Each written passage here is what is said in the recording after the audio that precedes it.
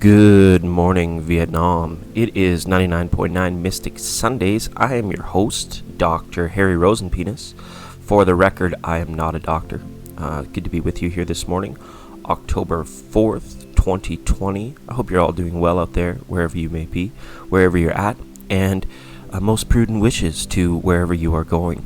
If you have questions, if you're new to this channel and watching on the replay, please find out how to interact with this channel. I'd be more than happy to offer up free live tarot readings on Sundays as well. We post monthly readings for the 12 signs of the zodiac. It's pretty early here on a Sunday, so we will wait for the typical crew of riffraff to arrive. And speaking of which, here they are. Good morning to Rish. Hi Rish, how are you today? Rish, where are you calling us from? Be wise, I see you in the chat room. A reminder to everybody in the chat room, please be wise. Manishka, good to have you here today, Manishka. How are you? I hope you're feeling well. Manishka, good to have you. Emmanuel 16 is here. And we have a member alert here, Mahalia. Mahalia, calling us all the way from the other side of the world. Good morning, Lily. Good to have you here. Hi, Lily. I got your name down. Ritz. Ritz. Good to have you here. I don't know if I've ever spoken with you before, Ritz. Please let me know where you're calling from, and I'll be happy to read for you. I see Avni is here. Hi, Avni. Welcome this morning. I hope you're all doing really well out there. Good to see you. Rish is calling from India. What time is it in India? We've got 1, 2, 3, 4, 5, 6, 7, plus Mahalia. I need to take down 2 more names. There's Emmanuel. We got Emmanuel in there. Hi, Emmanuel. Good. Oh, I got you twice. Emmanuel, you're here. I'm well, thank you, everyone. Thank you, everybody, for asking. It's quite early here in my part of the world. Don't worry, if you're here and I've said your name, you've been added, so please don't fret. Again, this is 99.9 Mystic Sun, broadcasting live on a Sunday morning. I am your host, Dr. Harry Rosenpenis. Please be patient as we amalgamate the list to get everybody ready to go. Mahalia, why don't you go ahead and post your question, and as the last 2 people that get in for the top 9 at 9 list can go ahead and we'll get started. There's no reason to delay any longer. If you want to skip the line, oops. If you want to skip the hi everybody. If you want to skip the line, you know what to do. You can hit us up on PayPal. You can hit us through the super chat. You can do many things. And Jennifer is here this morning, everybody. It's Jennifer. Jennifer's Tarot Positive Free Tarot. If you guys like free tarot, and I know you do, please check out Jennifer's Tarot Positive Free.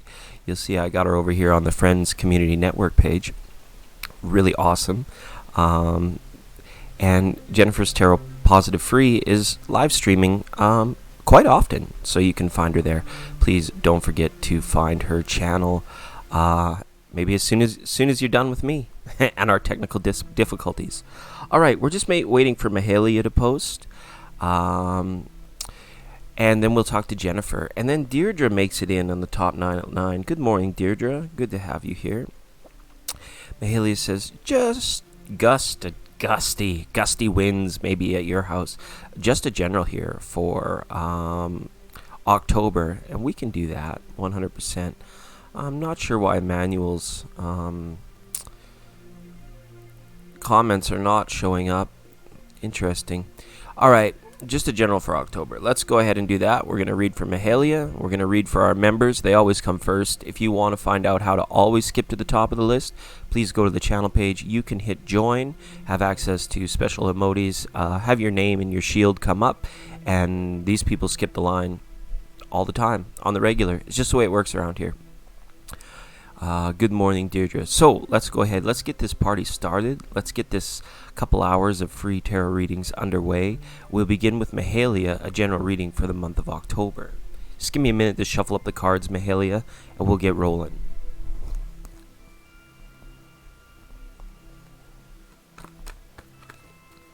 One Scarlet makes it in. Hi, Scarlet. General messages for Mahalia, please. General messages for Mahalia.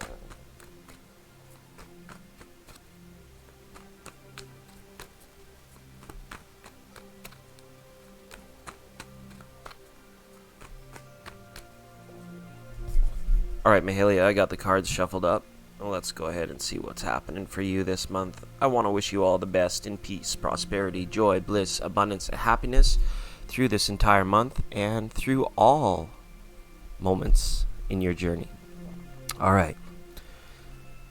So it looks like energies could be settling down for you this month, Mahalia. In the first week, we've got a reversal on a Five of Wands, which means there could be somebody like that is withdrawing. Competitive energies, conflicting energies, maybe settling down a little bit. You may be feeling a release of stress and anxiety this week, which is always good. I love to see this Five of Wands reversed. It's like you've pushed away any outside influences that were trying to get at your energy, get at your life, talk in your ear. These people may have finally gotten the hint. They may have finally gotten the message, and things may begin to settle down for you or relax for you. It's always nice. So again, when we see this card, it's a good opportunity for you to go out and do something special, do something nice for yourself, and the energies are favorable to that. And perhaps what that is in regard to is some sort of metamorphosis or change in your life. You may be in a situation where your environment has changed dramatically, or you yourself have maybe feeling the calling or getting the call to change something very important about your persona or about your life, about what you do, about the way you perceive things. Number 13 major arcana, the Death card, is the card of transformation. What is transformation? Don't forget, we have the Mercury retrograde coming up this month. So when we look at these cards together, we can see that this is quite a strong possibility that your relationships with coworkers or with people in your environment could change quite dramatically. Okay. The Death card is also a source of renewal and rebirth. So perhaps it's an indication that you could be adding something to your diet or supplementing something that's going to help you start feeling a whole lot better this month. Some sort of change that you're doing here, though, is really helping you to protect your energy. And I really like that. Perhaps as we enter into the fall and winter months, it's what's called for. All right, Ace of Wands. Our favorite, one of our perennial favorites here on the channel, the Ace of Wands, somebody coming down with the big shtick, okay? Could be that this is big D energy happening for you. You could be receiving support from the divine masculine in your life or in your visions, which is very nice. This could be some patriarchal type person, or this could be somebody that you are smitten with, all right? But this card also speaks to creativity. So as we read the cards together, it says, withdraw yourself from negative energies, naysayers, pessimists, things like this. This will be the change or the catalyst that you need this month in order to create something new and beautiful, which I like the story that the tarot is telling you here, Mahalia, for this month. It's really good, okay? And in this withdrawal, we got a Hierophant reversed here. So, big hugs. If there's people in your environment that you know that are going through big changes, perhaps you have a friend or somebody that you hear of, or perhaps an old lover is coming out and saying, I just broke up with my girlfriend, or I just broke up with my boyfriend.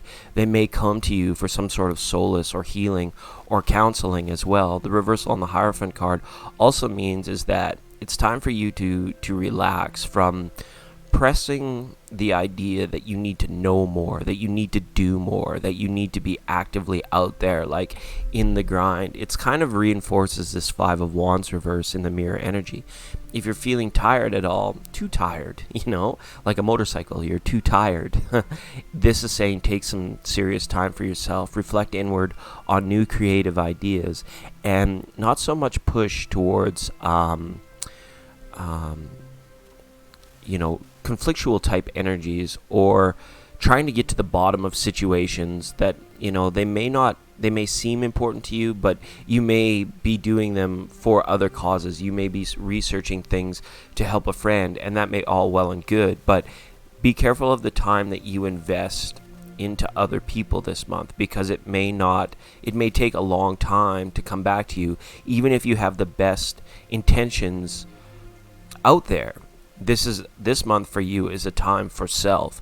This month for you is a time of rebirth, renewal, transformation, and new creative projects coming to the surface. The Hierophant reverse is saying it's time to discard the intangible things of yesterday, the things you can't touch, smell, feel. You can only have emotions about them, or you can only think about them, and therefore it lacks little control. But you might be out there finding out, well, how can I use the power of attraction, or how can I learn more about why things might have went wrong, or how can I learn more about the narcissist that used to be in my life? It's saying it's time to stop going down those rabbit holes, and it's really time to start focusing on what is before you in terms of your abilities and your talents.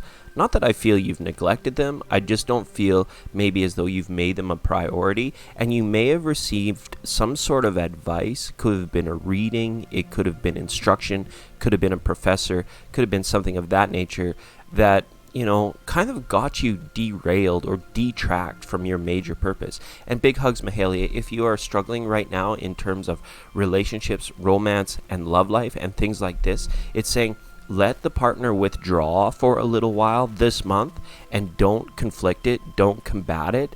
Just show this person how you have changed, and then, this can inspire or create something new to come back into your life, or for this person to return on their own accord. So if you got a lover or a friend or people in your life that are acting like ding-dongs, let them go. Don't try and save the situation. Don't try and chase them down. Don't try and point out or tell them where you're wrong, because that inevitably could blow up. The Five of Wands is a major player here for you. It's saying just let these things be. People will realize these mistakes as they kind of rubber band away from you, and then naturally they will just be attracted or come back in with hopefully a new sense of repurposedness or re-inspiration, with the Death card being there. All right, so hopefully you're not going through anything serious, but like I said, if people start acting like ding-dongs around you, let them go. They might try and bait you or goat you into argument, conflict, or fighting, and you're just going to say, nope, this is not worth my time, this is not worth my energy. And you go up, you get out the pen, you start journaling about it, you start painting, you start creating, no matter what, especially sometimes because the energies are quite heavy.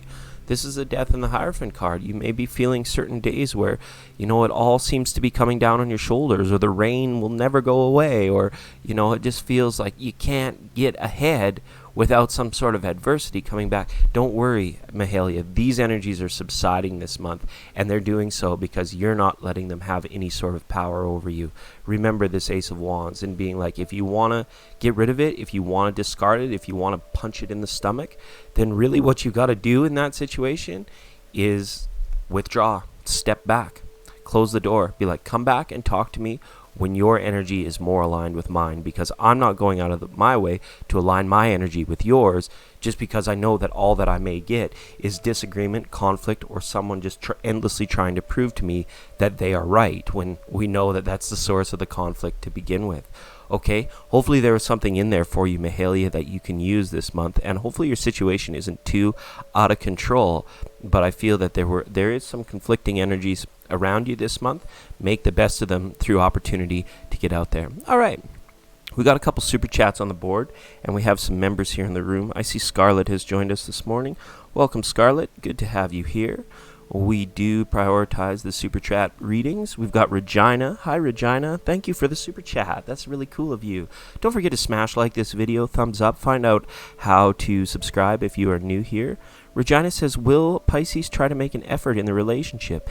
And don't worry, Karen Q, I see you there as well. Karen Q, thank you so much for the super chat. Very nice to have you here. All right, and for those of you that have joined in just a little bit after we hit the start button on this thing, don't worry, we try and get around to everybody eventually. So give us some time to get through the readings that we have up on today's board. If you want to skip the line, jump the line, please become a member, hit the super chat button, find the PayPal link down below, and you can be as amazing as people like Regina, Karen, Scarlett, and Jennifer. All right, so we're going to go ahead. The list stands like this as of now. We're going to read for Regina, Karen Q, Jennifer's Tarot Positive Free, and Scarlet. And then we will be on to Rish, Be Wise, Manishka, Emmanuel, Lily, Ritz, Avni, and Deirdre. All right, so let's go ahead. Regina says, will my Pisces try to make an effort in the relationship? Let's have a look. Hopefully our Pisces friends are not feeling too forlorn, too pessimistic, or too down in the dumps about anything situation in their life. I haven't read for Pisces yet for the month of October, but we're going to read your situation in specific, Regina. I'm going to take a deep breath, finally, and shuffle up your cards. Then I will get back on the mic, and we were going to read for Regina. Good morning, Trisha. Good morning, Ange.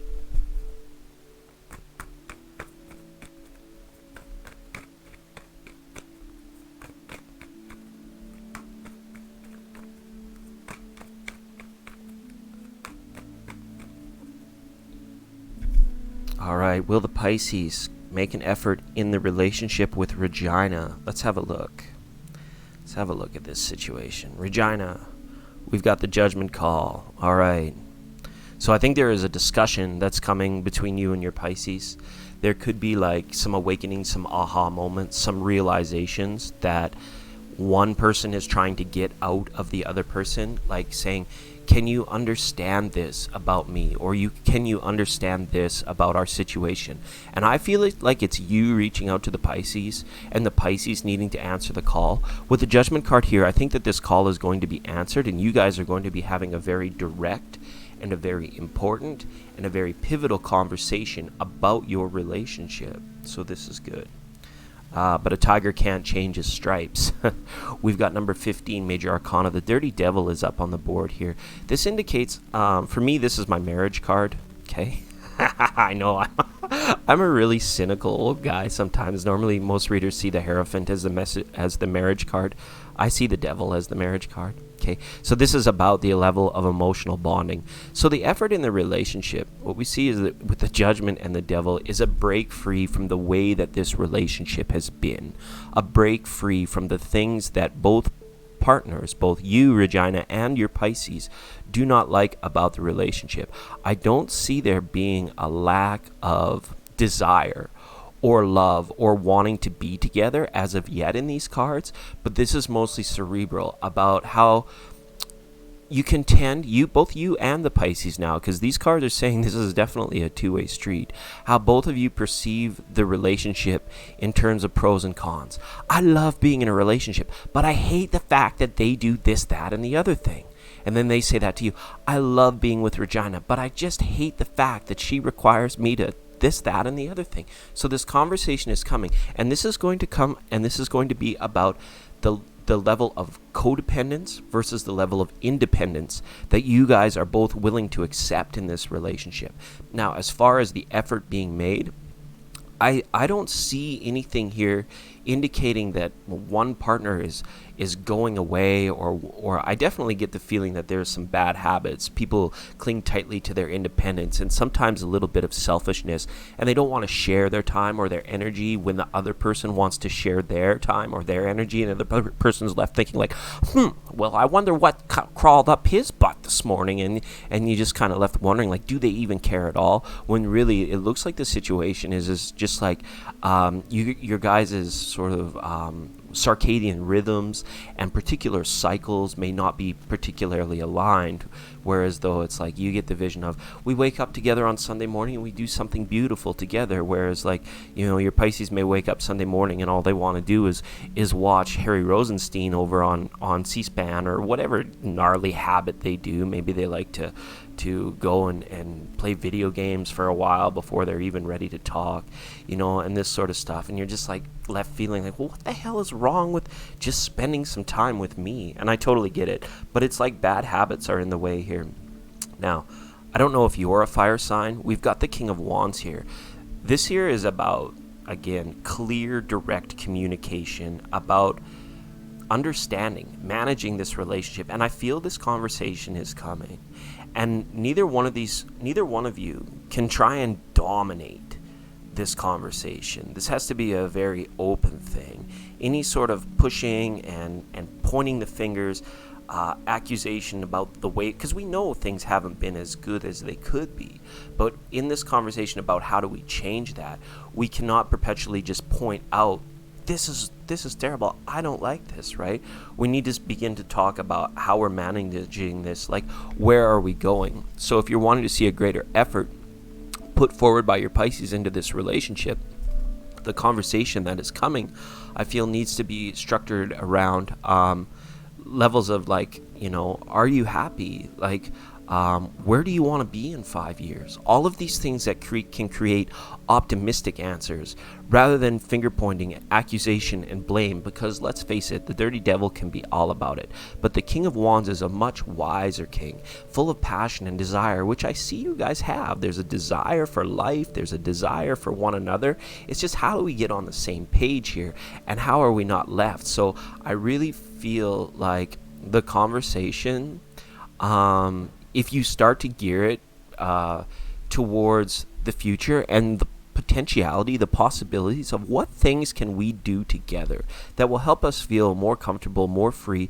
and more happy, rather than, energy sucking, I want you to do this while you want to do that, or I need 4 days of freedom to sleep in another bed before I'm, ready to be turned on and come back to you. And we can't go down that route. So think of it in terms of this. This always needs to be a step up, is what the King of Wands is always asking everybody in the situation to step up into the relationship. Step up, right? And in doing that, you just can't say, well, you've been a lazy sack of you know what. The conversation has to be like, what can we do together? What can we do together that is just going to make us feel happy in the moment and not leave us always second guessing or questioning if the independence is there?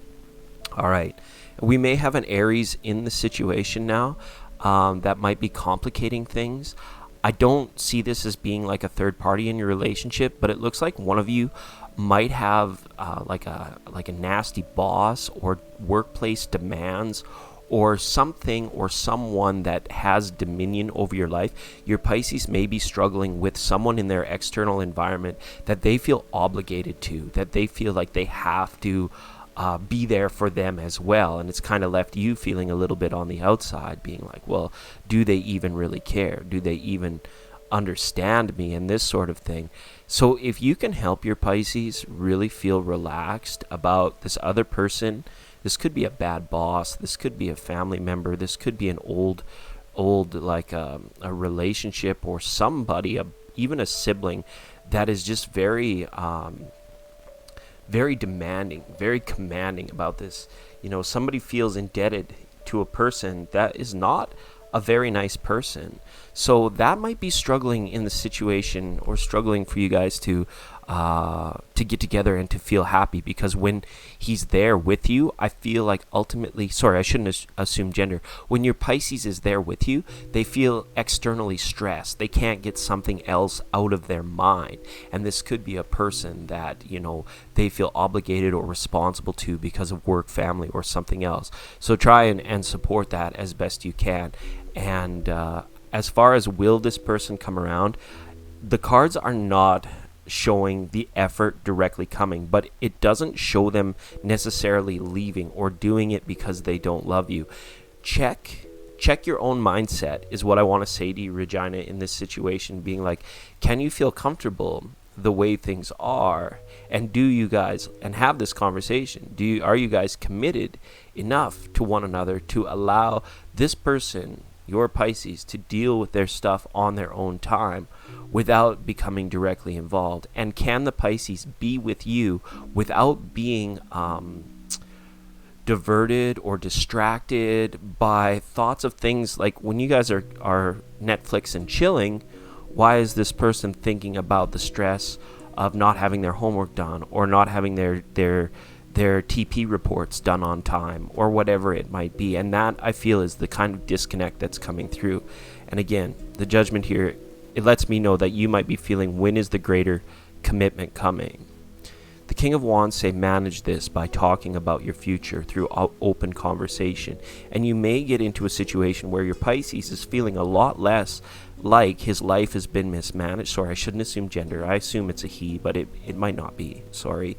Your Pisces will feel a lot less like their life is being mismanaged, and they will be able to forgive themselves for their own shortcomings rather than letting any of these shortcomings loom over their head and then distract them just away from the relationship with you even further. Okay, but a conversation's coming this month, okay, and it's going to be it needs to be very direct. It needs to be very much about the future, very much about liberty and how the other person makes you feel, but we can't go trekking through the past whatsoever. Okay, Regina, hopefully this card makes sense for these cards. This reading resonated for you and makes sense. Okay, it is a he. That's kind of what I felt. But it's 2020. I can't assume gender. All right, don't worry. These are kind of some big scary cards, right? Judgment, the devil, the emperor, because this shows is that this person is sometimes very selfish and very wrapped up in their mind and in their thoughts and in their feelings. And you're out there just like trying to throw pebbles at a bowl of Jello. They just keep bouncing right off, and you feel like there's no way for me to get in there. But the key to this one is about blowing the horn, talking about the future and about brightness and opportunity that is there for the both of you. So expanding on that, don't be afraid to take the lead on this conversation, but make sure that the conversation does not get into a point of you must or you are or any kind of blame or finger pointing, because that's the warning there with the devil card. Okay, thanks, Regina. So nice to have you here, and thank you for the super chat. Jessica the Goddess, what is up, Jessica? Thank you for the super chat this morning. That's a beautiful $9.99 up on the board.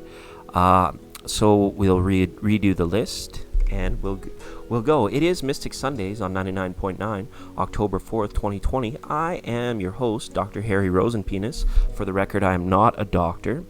They call me the man, the myth. Karen Q is up next, followed by Jessica the Goddess, then Jennifer, then Scarlett, then Rish, Be Wise, Manishka, Emmanuel 16, Lily, Ritz S, Avni, and Deirdre. And for those of you that have joined us today, if your name is not on the list, I'm just going to have to ask you to be patient. Jump back to us when you can. Oh, and I see, do we have a new member that has jumped into the program? The membership button has lit up. Did somebody... Oh, here we go. Oh, Saruchi. And we'll get Saruchi in there as well. Good to have you here, Saruchi. Thank you so much. We're only a few members away from having some new exclusive emojis. I'm going to be changing those up here in the very near future. Hope to get some funny ones. If any of you members have suggestions for emojis that you would like to see or that you would like to have as one of your perks to the Loyal Listeners Club, please let me know. Commenting on the monthly videos is a great way to get in touch with me if you guys want to know more. Scarlett did it. Jennifer does it. You can too. All right. So let's scroll back. We're going to talk to Karen Q now for a quick minute. And Karen Q says, is Scorpio telling me the truth about her? Does he only have me as a lover? Okay, we're looking at faithfulness issue. Let's have a look. Karen Q, thank you so much for the super chat. And Jessica the Goddess, stand by. Jennifer, Scarlett, and Saruchi, also be ready. Your turns will be up very shortly. All right. Scorpio.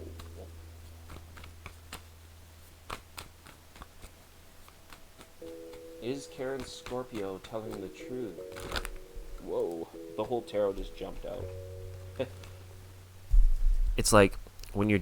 Tarot's a bit of a supercomputer, and when you say the word truth, when you're shuffling, it's like hitting Control-Alt-Delete on your computer. It's like... All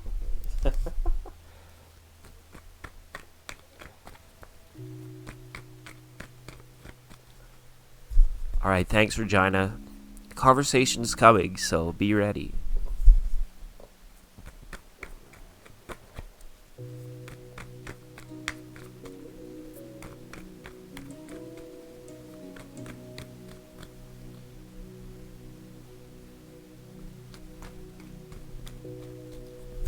All right, I see that, Trisha. I see it here. I'll write you down and get you in right after Jessica. Okay, so we're going to read for Karen, Jessica, Trisha, our new member, Saruchi, and then we got a couple of our other members here waiting oh so patiently.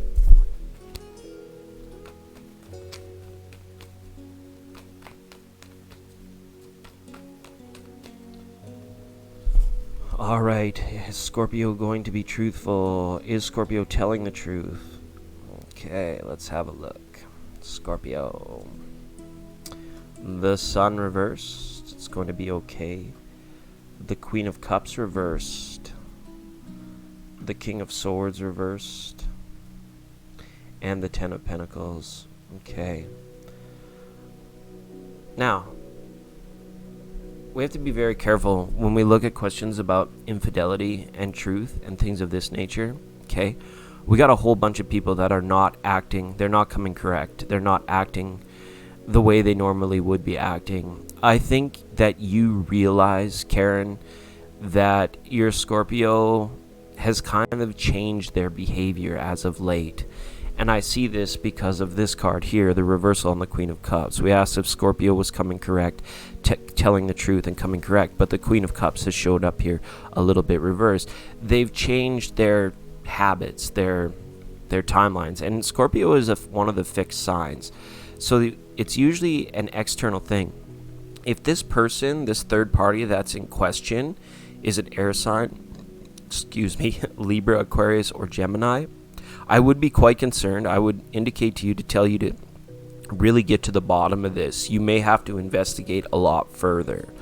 So as far as like what's been coming forward, I feel that the question, you have a right to question what's going on because the behavior has changed. So what I would say to you is in your next interactions with your Scorpio is really put this person to the test. Really say, well, if what you're saying to me is true, then why do you do X, Y, and Z? Okay? Why does it not feel like your level of attention and the level of romance that you're willing to put forward? And somebody in the situation is just not listening as well. With the reversal on the King of Swords here, it shows that somebody's cut off their ability to listen to the other person's point of view. So I think you already know that this person is lying because the evidence has been so right in your face about the fact that this person has changed. This Scorpio has shown their underbelly. This person has shown these sorts of things. And it shows the Ten of Pentacles. So this shows the fact that if you're concerned about your Scorpio going back to somebody that maybe I shouldn't assume gender, somebody that they already have children with, or something of this nature, be very careful in that, knowing that they're obligated to them. But if this is not the case, if the Ten of Pentacles is like children or ideas about having a family that you have together, you need to be very upfront about this. You won't be able to get by with the same declaration where they're like, no, you're just being paranoid. I've got all this stuff going on. You are taking it to the next level of prove it to me, prove it for me, right? And if there isn't that level of transparency, which I don't think there necessarily is between you and Scorpio, first of all, because Scorpio can be very secretive, which leads a lot of the other sides to think the worst right off the bat. Oh my God, they're cheating. Oh my God, they have a second life. Oh my God, they're doing it. And we can't know, right, until we have absolute transparency with Scorpio.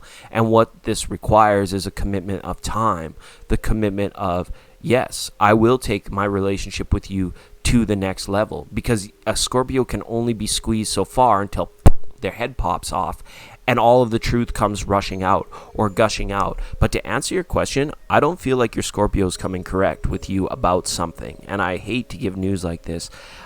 As far as this being like a lover, I feel like there is just like a direct withdrawal or a lack of romance. Again, this is a Scorpio where I feel that they could be very selfish about their time, about what they do, and they're being very secretive. All those sort of negative traits of the Scorpio, those karmatic things that they do that leave their lovers or the people on their life feeling on the outside, that is the nature of being in the game with the Scorpion, ability to see things clearly, because the Scorpio does. They see it clear as day. It's clear as mud for them, right? But it muddies up the water for you. So, a day in the life sort of thing. I'm not saying go out and follow this follow your lover around for a day. But it's all, these cards are saying that that's almost what's needed, the level of transparency that's needed in order to put your mind at rest about this situation. I do not see a third party in this situation, but they're hiding something from you. They're either themselves, the truth about what they want, maybe the truth about their family or what they want. Maybe it's a situation where you could have had some pillow talk and you talked about the future of your relationship, and now you're not seeing evidence and they have no intention of actually going forward with that with you. The Sun card is in your reading, albeit reversed. So this is a mirrored energy. Look at it. Right? Your Scorpio is acting weird, is deferring questions. You get that intuitive sense when they speak to you through their body language and their voice that they're actually not telling you the truth, that they're not being transparent. So it almost takes a declaration of transparency, being like, you know what? Here's my phone. Here's my emails. If we're taking this relationship to the next level, we can't go on together with suspicious minds. Remember that old Elvis ditty? That is truth. That is truth.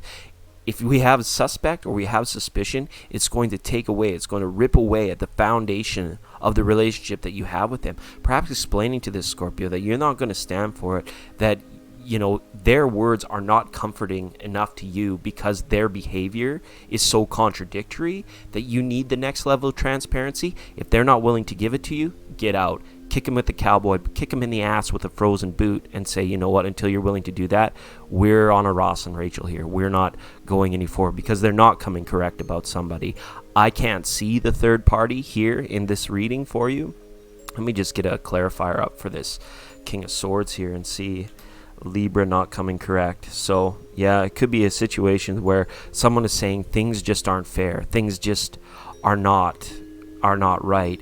And again, it doesn't indicate that there's a third party necessarily, but they're doing something in their life that they are keeping secret from you, and you shouldn't have that in your relationship. There should be open transparency there, because this is the card of truth and justice, and it's just not there because, again, somebody is not listening in this situation. And again, Queen of Cups reversed, the Scorpio's not coming correct. All right, it doesn't mean throw the baby out with the bathwater. The Sun is there. It's just saying this is a mirrored energy. We're just saying that things need to be brought forward more clearly. So this is taking it to the next level. It's great to be able to trust somebody at their word, but if their behavior is not showing it, next level. Time to start opening up those emails. Start opening up that iPhone. If the other, don't do it without their knowledge and then accuse them of it. That's not the way to go about it.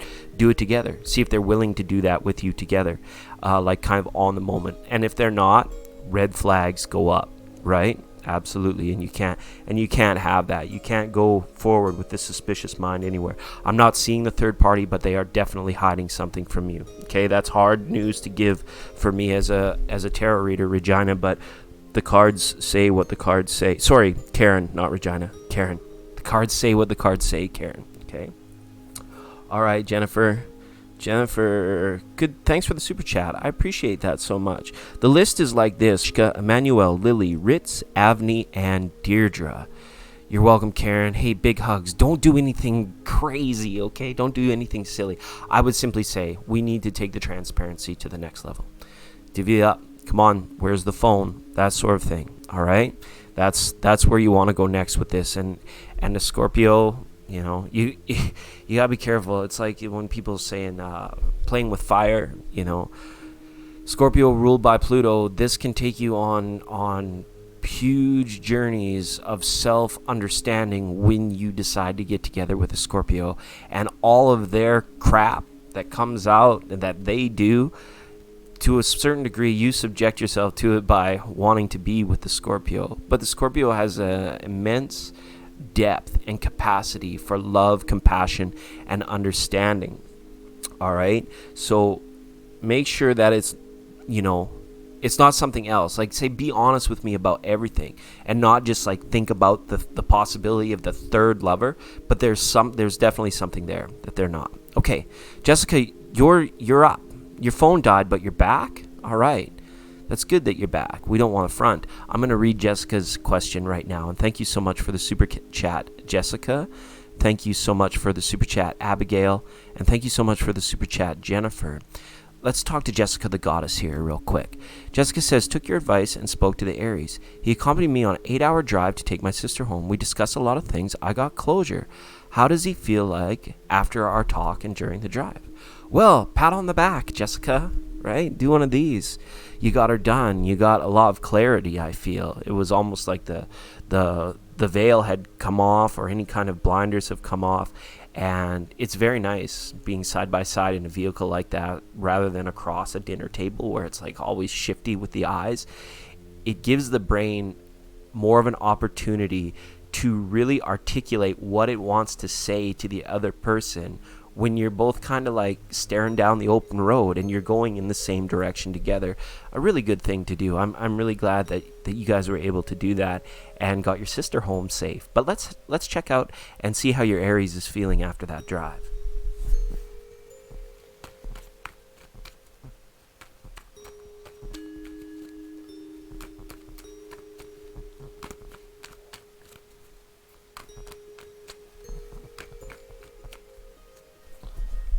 All right, how is Jessica's Aries feeling about the conversation and the relationship after the drive? All right, there it is.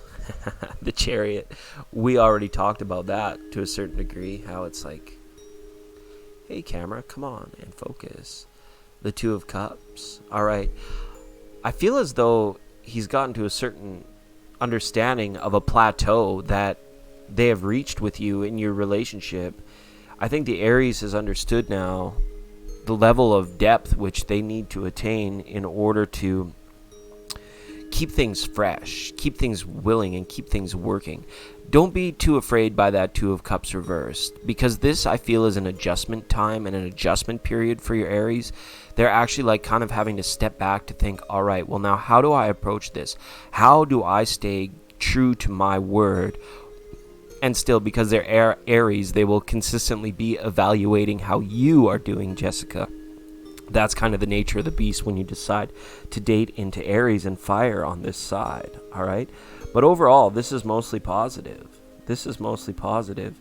We've got a couple strong cards of Virgo up here, Jessica, and I'm not sure if there is some sort of situation. Did this person maybe let go of the Virgo, or maybe the Virgo was in the car with you? I'm not sure if Virgo plays into this situation at all. But the Eight of Pentacles is really nice. Virgo aside, the Eight of Pentacles is really nice because it shows that there's a willingness to work on the things that they didn't realize were an issue before, right? And again, it's kind of a refreshment to be like, you guys have a rich, long history together. Some of it good, some of it not so good. And this isn't about being in an alignment with one another. Now, your Aries is really going to have to get to the bottom of these issues, and it may take some time for them, okay? He feels that he has to go to work now. He feels that he has to go back to the old, they call the cliche, going back to the old drawing board.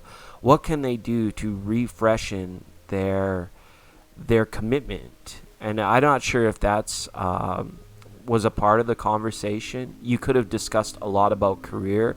You could have discussed a lot of deep philosophical things to see if you guys were on the same page, maybe in terms of ideology or theology. Your conversation could have taken you to great depths, and then it could have kind of came up and been like, well, you know, what's going on? What are we willing to work on? Or what are we working towards? Because as the car was driving forward, that conceptual part of the mind was being like, yes, I'm going forward with this person.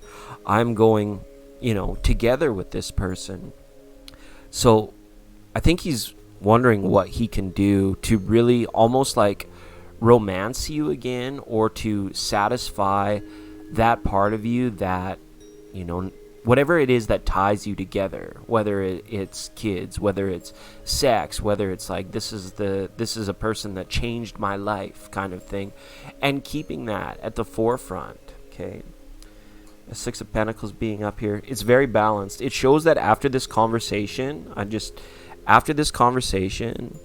both of you recognize that more so than anything, this is 100% a two-way street.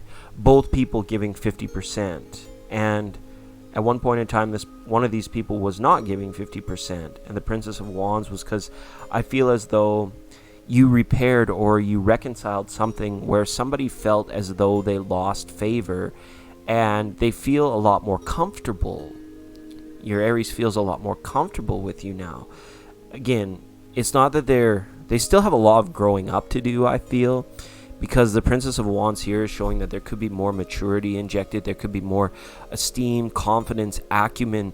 They're building on that and they're working on that. So it's like, it's almost as if you laid out some certain expectations and you might have got a blank stare. You might have got them kind of faintly nodding along, being like, yeah, I understand. But deep down they were like, holy shit, how am I going to do that? Right? But I think that at least the Aries feels a lot more comfortable now that they can't just put their brain first and leave you in the wake of their situation. That absolutely has to be 50% on both sides, right? We're getting cards of balance now. Six of Pentacles, the Chariot, and the Two of Cups. This is the romantic issue, the emotional side of it. Is that which seems to be most unbalanced, because you guys do work well together when you're of like mind, when you're on the same page. But as soon as like things get like really gushy or really to the Aries, that which feels like, this is stupid, or I'm a man, yes I am, and I can't help I love you so. As soon as things get too like gushy like this, they tend to like almost feel like a little bit standoffish, and sometimes they might really actually like feel like they're poking you, like trying to get a rise out of you, and you're like, god damn it, just stop doing things like that. And it's one of these things that's very tough. Let's get clarity on the Eight of Pentacles here now.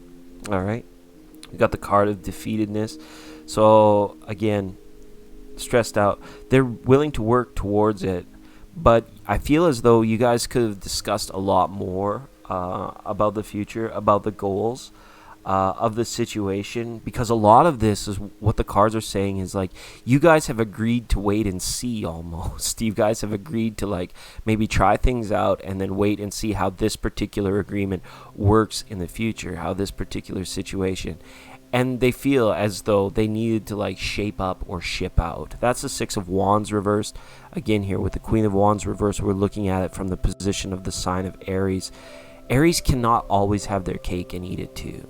And a mature Aries will understand that. They are amazing in their levels of understanding as well too, but they can get blindsided when there's some particular goal or some particular thing that they want so badly. They're willing to push the world aside so that they can have it. And you are kind of in a position where I feel like you were like, I need to stand out from that world. I need to know that not only am I in your world, a part of your world, or even that you are your world, but that you can stand outside of your world so that they know no matter what it is they're doing, that you become the rock, you become the beacon, right? And they gravitate back towards you. They got a lot of thinking to do, but their games are coming to an end. They've realized what you're willing to accept and what you are absolutely not willing to accept. And it's not like I feel like you blatantly told them that, but just through your expression, or maybe you did, but everything was made clear now. And I feel as though any kind of ducking and dodging and this Virgo energy that's here, this is sort of going to leave its situation. So if there was somebody that was being like completely unexpectedly introverted or secretive or just really standoffish, or was willing to like, let things be the way they are and we never have to look at this again, I feel as though you really changed their mind about this situation. Okay, this person is drawn to you. They are connected to you. They are, I don't know if I can go as far as to say obligated to you, but maybe that isn't that far from the truth. But I feel the conversation defeated that part of trickery out of his mind, where he's like, I'm not going to try that old shit with her anymore. She's awake now. She's called me out for it. She's shown me her level of understanding about what happens when I engage in that sort of behavior, or when I don't engage in certain behaviors. But I feel this is a very strong card. This Eight of Pentacles, like this willing to work on it, right? And the Chariot. You should do more of them. That's what I think, Jessica. And whenever you're feeling in doubt, or whenever you guys need to hash things out or freshen things out, don't let this be a one-off. Don't let this be a one and done. Whenever you guys get a scheduled moment together, do it. Hop in the car, go to Six Flags, go drive around the wherever it is in the country you're at. Go for one of these magical sightseeing drives. Make them fun. Make them something where you can crank up the radio and play your old favorite songs together and create a little bit more harmony, because I really feel that this Aries has shelled themselves off, and you've been like knocking on the door of the turtle shell, being like, come out, wherever are you still in there? Like, are you, where's the person where's the Aries that I knew and that I know and that I love? Come on out, don't worry, you can get in the car with me, we'll be safe, we can talk, we can do this more often. So as far as an invitation, that's maybe why we're seeing this here, because we don't want this to be a one and done. Allow a certain amount of time to pass and allow your Aries to work on the situations and give time for the behaviors, the attitudes, and the habits to change, and then engage in this activity again. And perhaps that's what I'm feeling. Perhaps he's feeling like, damn, I wish we could do that again, or I hope we're able to do that again very soon. And I'm glad that you got the closure. And if you're still obligated to one another, then go ahead. But I think that you've kind of shown this person that their attempts or their levels of any sort of trickery by closing themselves off to their lovers or their partners just absolutely does not work. So whether you're done with this Aries or not, I'm still not sure in this situation. Perhaps you are. You said closure, so perhaps it's finally done. But look at the major arcana in this one was the Hermit card. So you've shone the light deep into the darkness of like the person's mind, body, and soul. And I think now that they're willing to work on themselves, and I think that there may be even a little bit of regret, or that things did not turn out different. It was a very impactful situation, but fair nonetheless. Six of Pentacles is up there, so they don't feel slighted or pissed off or anything weird like that. It was actually, there had a lot to do about understanding, okay? And you left, I feel, a door of amicable decency and friendship open. So even though it feels like closure, you've gotten the closure by, in essence, opening up a lot of insight and wisdom and light that shined into the darkest of places, where even though you've got closure, you haven't burned down the bridge, you haven't left the door completely. You've closed it, but you maybe not locked it and thrown away the key, which is very good, because the future can be very uncertain, and both of you have many unknowns on your horizon, which is fine, but keep driving towards them, okay? All right, hopefully that resonated for you, Jessica. I'm so glad that you did that, 100%. Oh, you guys got together on an 8-hour drive. That's absolutely beautiful. Thanks, everybody that's been hammering down on the super chats. I see Abigail has jumped in there. Hi, Abigail, and Jennifer. All right, so Trisha, I did get your PayPal. I did get your PayPal donation. Thank you so much. And you shut that mess down. Yeah, you shined a lot of light in there. Yeah, I don't know. To me, accusation is one of the dirtiest things. Like pointing the finger, blame and accusation is one of the dirtiest things that we have left to really just kind of like it's the last dragon that we have left to slay. You're welcome. He's gonna be a lot more introspective, almost like a Virgo here in this situation. You kind of set him straight, so that's good. A lot of growing up to do there, and you've set it on the right path. Okay. Trisha Rample says, can I have a read on my career? I'm looking for a better job, a position, and thank you. Well, thank you, Trisha. Well, I'll go ahead. Just give me a quick minute, Trisha, to get reset. Let everybody at the home audience know where the list stands. We're going to read for Trisha, and then we're going to read for Jennifer. Then we're going to read for Abigail. Then it's going to be Saruchi.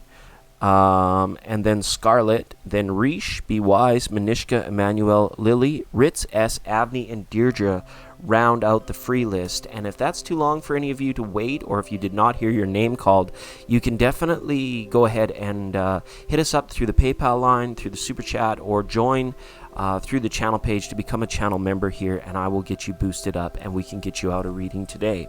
But right now our focus is on Trisha Rample that asked for a career reading is looking for a better job. Let's go ahead, Trisha, and have a look. Perfect. You're so smart, Jessica. You're so wise, and you've been hanging with this channel for quite a while now, and I want to thank you so much for all the time and patronage that you've shown this channel. Thank you so much, Jessica. It was nice to be able to connect up today, and I'm glad that you got it all off your mind and all off your chest. That's wonderful, fucking awesome feeling, isn't it? Okay. All right. Career reading now. Give me a moment.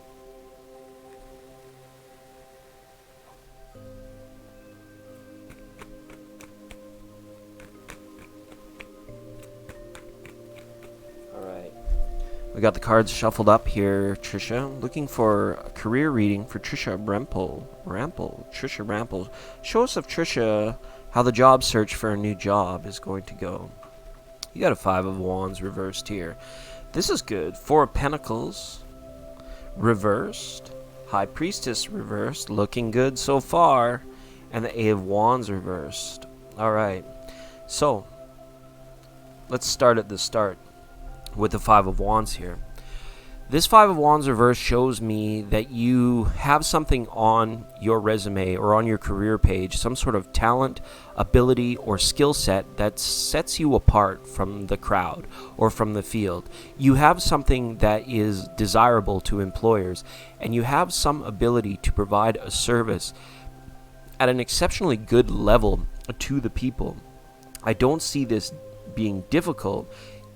And again, this is probably the reason why you're looking for a better job. It has a lot to do with the people around you at your current place of employment that they try and drag you down into their mishmash and into their energy and into their, it could be gossip or competitive sales or even sometimes a little bit of trickery, and you're done with that. You're ready to rise above the crowd, and this is a good attitude for you to be in if you're looking for a new job or if you're looking to go somewhere where the people around you are a lot nicer, I guess is the easiest way to say. You could be dealing with one person that's just a straight up asshole, another person that's smug, another person that doesn't know how to communicate very good, and you're just tired of it. You're just over it.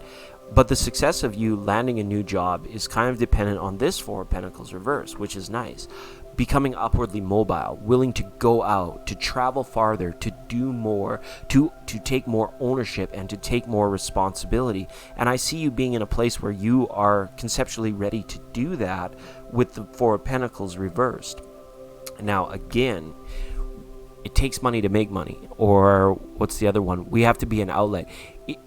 Look at your motivations for wanting the better job.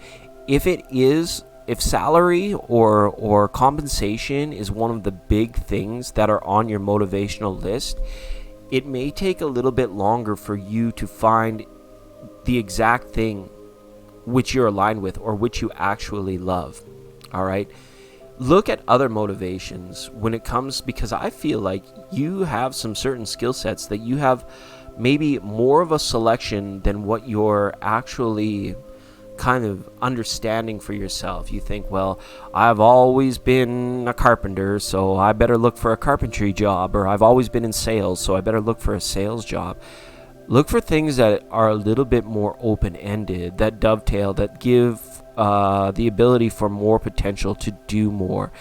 And again, when looking for a better job is your focus or your forefront, and you're revisiting your skills and your abilities and your know-how and you know what to do, the universe will always say, is there a possibility for you to open a door where you do this for yourself and not for somebody else?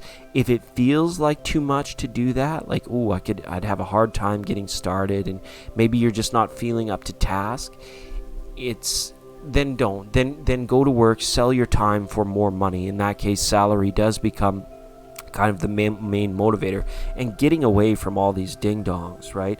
But truth be known, the secrecy, this is the High Priestess card reverse is letting you know, like, the truth of the secret is like when we define things as better, other things become worse.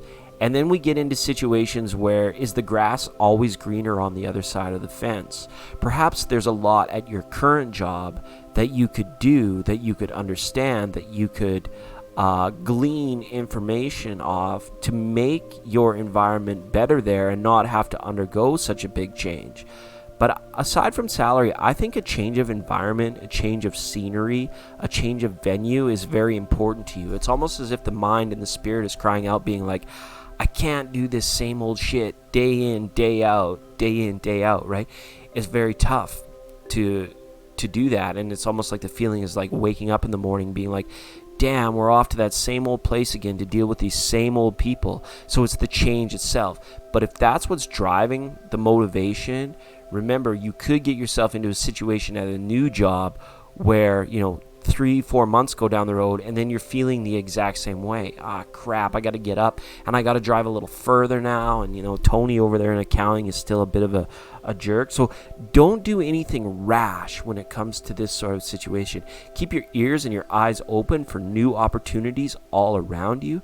But at the same time, work towards a plan where you become the boss, where you become the self-employed, the person that can offer these great talents and services to people and not have to be undercut by other people's bad attitudes or by your company making all of the rewards from your services, where you can actually do it because you haven't been networking. Trisha, you haven't been doing enough to exploration. This is the Eight of Wands. This is Cupid's arrows. This is about how do we get to the place where we love, where we want to love it. I would have really preferred to see this card upright, showing that your level of networking and you kind of looking outside the box that you feel this particular job has put you in. You're just looking at jumping from one box into another box, where it's saying, we want to actually kick these boxes down, and we want to network in a way that's going to give you the ability to teach yourself how you can use all of your skill sets and give a service or a gift to the people of the country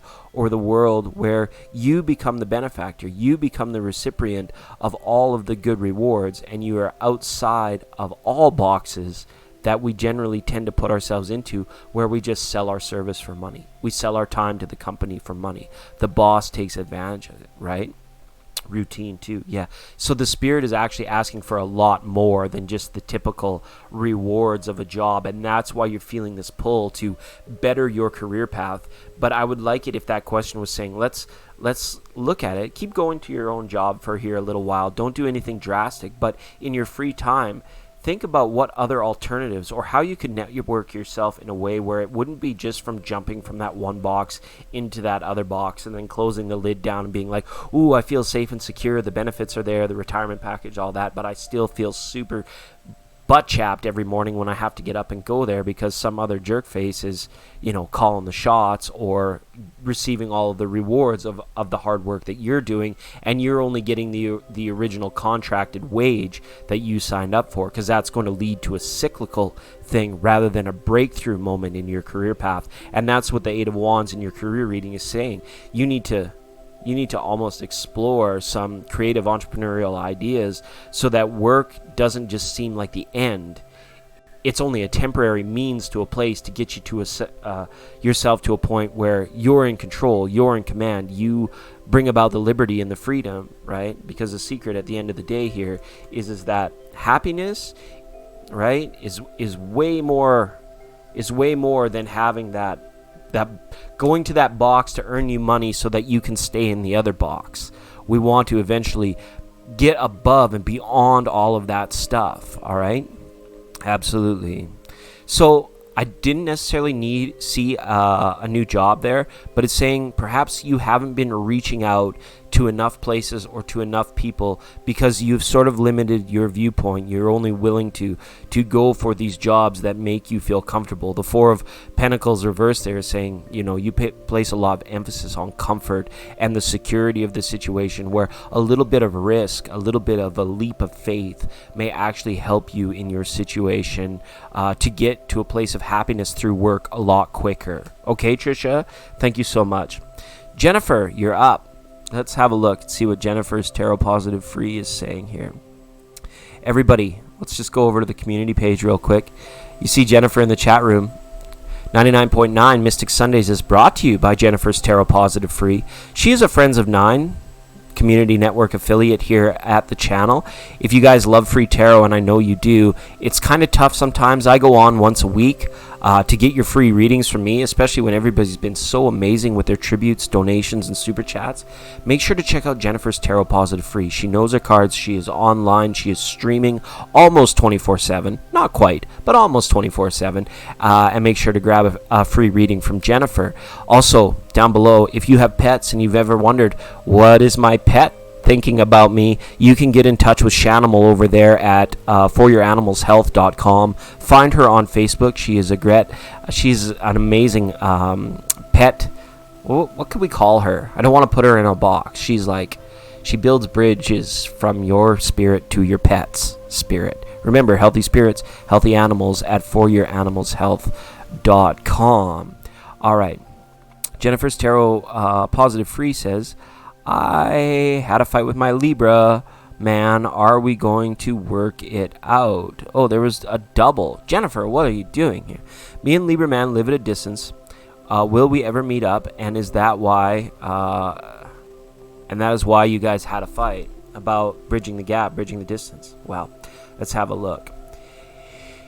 It takes time to make time, and you need to make time in order to have the time that you need to grow these things.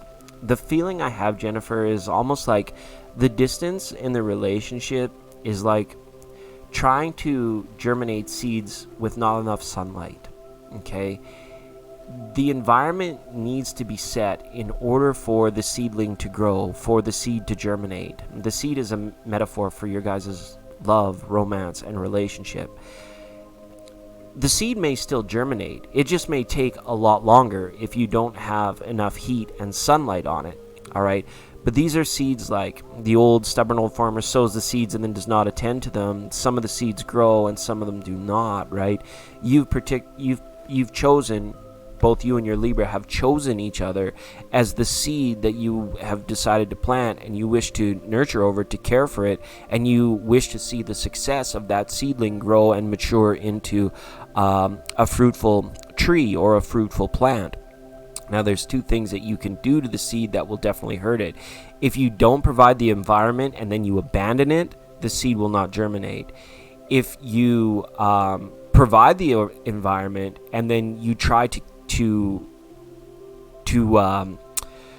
fiddle with it too much, that can cause the seed to become shocked and not germinate, right? So it is that careful balance of providing the right environment and then having enough trust to allow the seed to germinate on its own.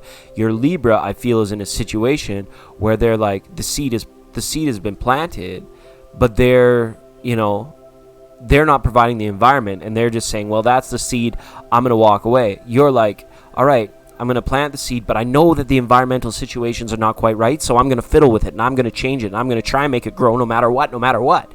So you're both doing the opposite things that can cause the seed to not want to germinate, to not want to sprout. And that's a very tough thing, because it's very hard to formulate a plan as a result of that. But thank you for the super chats, Jennifer. I'm going to get 8 cards out here and see what we can see about this situation between you and your Libra. I love tarot for healing. I love tarot for bridge building. I love tarot when it has messages of, hey, what is the hidden message that we're not seeing, right? All right, Jennifer. I'll shuffle them up for you.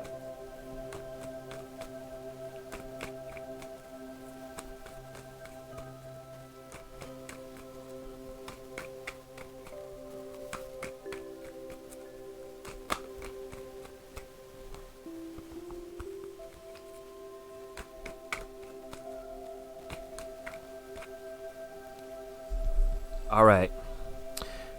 I've asked if you guys are ever going to meet up. I'm not sure what kind of distance we're talking about here. I feel like it could be quite a large distance, or you all already would have bridged it otherwise. Yes. Yes, Jennifer. This is what I like to see. This is a 3 of Wands. Okay. This is an 8 of Cups. Your Libra can be quite stubborn at times. Okay. Not losing any sleep over it. Okay, your Libra's not losing any sleep over it. And an 8 of Pentacles. Okay. And the doldrums. Okay, 8 of Pentacles. Virgo energy here again. Don't worry about the Virgo part of it, but the Virgo energy of what it is. It can be a lot of the doldrums, like the same old. What is it? An object in motion tends to stay in motion until a force is exuded against it, or an object at rest will remain at rest until we put some energy behind it. That's exactly what these cards are saying. Your life, it goes along day in, day out, week in, week out, January, February, March. It just goes that way. It's very linear, all right? Now, you're in a distance relationship where you've been stimulated and have arisen into new thoughts and understandings and new goals and new desires and all this stuff that exists outside of your life energy in terms of its linear nature. Wake up, have a shower, eat some breakfast, go to work, do your YouTube, feed the dog, feed the cat, let the dog out, let the dog in. Okay, maybe go on and do a couple more readings, and then it's bedtime. Boom. All right. Well, or online chat with your Libra friend, right? Or talk on the phone or whatever it is. You guys have almost kind of fallen into that routine nature of what your relationship is, being like, well, as long as I commit X amount of minutes or time on the phone or on Skype or on Zoom, then I fulfilled my contractual part of the relationship that was initiated with Jennifer, or from your side with the Libra. Now, there's a strong, we need to do more. We want to go more. We want to take it next level. So the only thing that's missing, we got 88 up here on the board, is the commitment. The ability to step out of these doldrums, to step out of these routines, and actually make it happen. So, as far as building this bridge, or bridging this distance, or testing the waters to like actually go and meet, this is a point of the Three of Wands, which is I was really cheerful to see this card, to be about spirit made manifest, right? To actually take the initiative, to take the resources, to take the emotion, right? We've got representatives of spirit, heart, mind, and body, all represented in the tarot here, saying this balance. So this is saying this is definitely not a matter of spirit. This is not a matter of, the only thing spirit has to do here is to initiate, engage the physical essence of the mind and the body and the emotions to drive you to a point where the decision, the Two of Wands, is to a point of action or manifestation, the third wand in the card. So you got to take the journey, take the voyage, take the trip out of the comfort, out of the sanctuary, and out of the routine in order to make this happen. So one or both parties, both you and the Libra, they've been feeling like it's blocked, right? Double three, Three of Swords. One of the things that has come up here that is the reason why it hasn't happened yet is because somebody's still healing. You may be a part, or maybe one of the things that's drawn you to the Libra, or the Libra that's drawn you to you, is maybe there's been a lot of discussion about past relationships, about what you've been through. I feel you at great length have talked to one another about your lives, your pasts, your past experiences, past relationships, all that stuff. And when you reach the end, because let's face it, talking about that stuff eventually reaches the end, boom, then we either need to talk about what's going on now, which is like, okay, once a day, that's fine. But then you talk about the future. And I feel that's why emotions, that's why tempers, that's why things might have bubbled up, because for your Libra friend, talking about his past and using you as a sounding board for getting it all out, that was all well and good. Now that that has reached its end and you've done what you can do to console, to consult, to share your life, to give ideas about the past and how to heal, and once that's reached its end, there's only one natural place for the conversation and for the future of the relationship to go, and that is into the future. All right, but somebody's not willing to let go of their past in this situation, and it could be them. They almost, it's like misery loves company.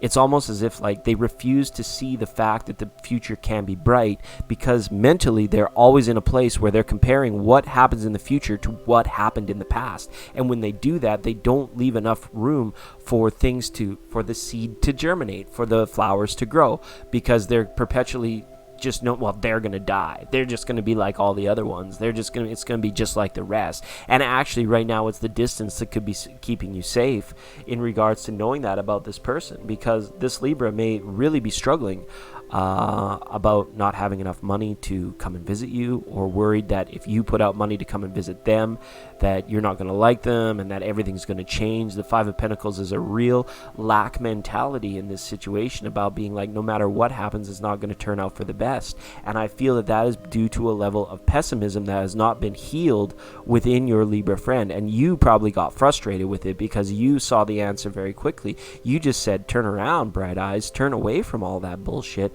I'm here for you now. We can't be together, but you know what? If we put our resources, we put our mind together, we stepped out of the doldrums and took a break from our own little lives, we could actually work together and get this seed to grow. But they've been unwilling to do this because, again, of this Virgo energy. They're afraid. They could be very afraid to meet you. So as to whether or not knowing you, and I don't know you all that well, but what I do know, Jennifer, is that if it's important enough to you, you are the type of lady to 100% make that happen.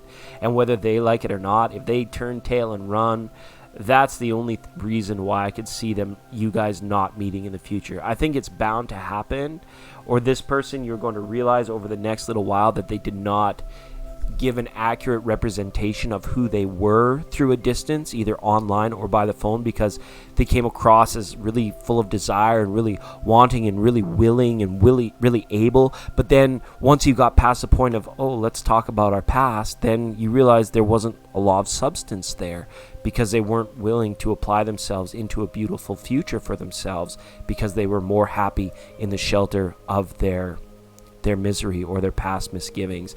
They need a wake-up call, and that's probably why you're in their life to begin with, Jennifer, because you're a person that can give a very strong wake-up call to people. And that's maybe this fight. Don't look at it as a negative. Look at it as an opportunistic thing where we've opened the door. We've kicked down the damn barricades to this comfort zone of just talking about all the shit that's gone on in the past. And now that we've kicked through the doorway and let a little sunshine bleed in here, we can talk about the future, and this seed will actually have this ability to get upright and grow. So what I'm saying is, don't let this person, if this is important to you, Jennifer, and I believe it is, don't let this rest. Don't let this die. Don't enable this person to just sit there in the muck and the mire of their own pessimism and fear, and push them to this, because whether or not you get the Disney happy ever after ending,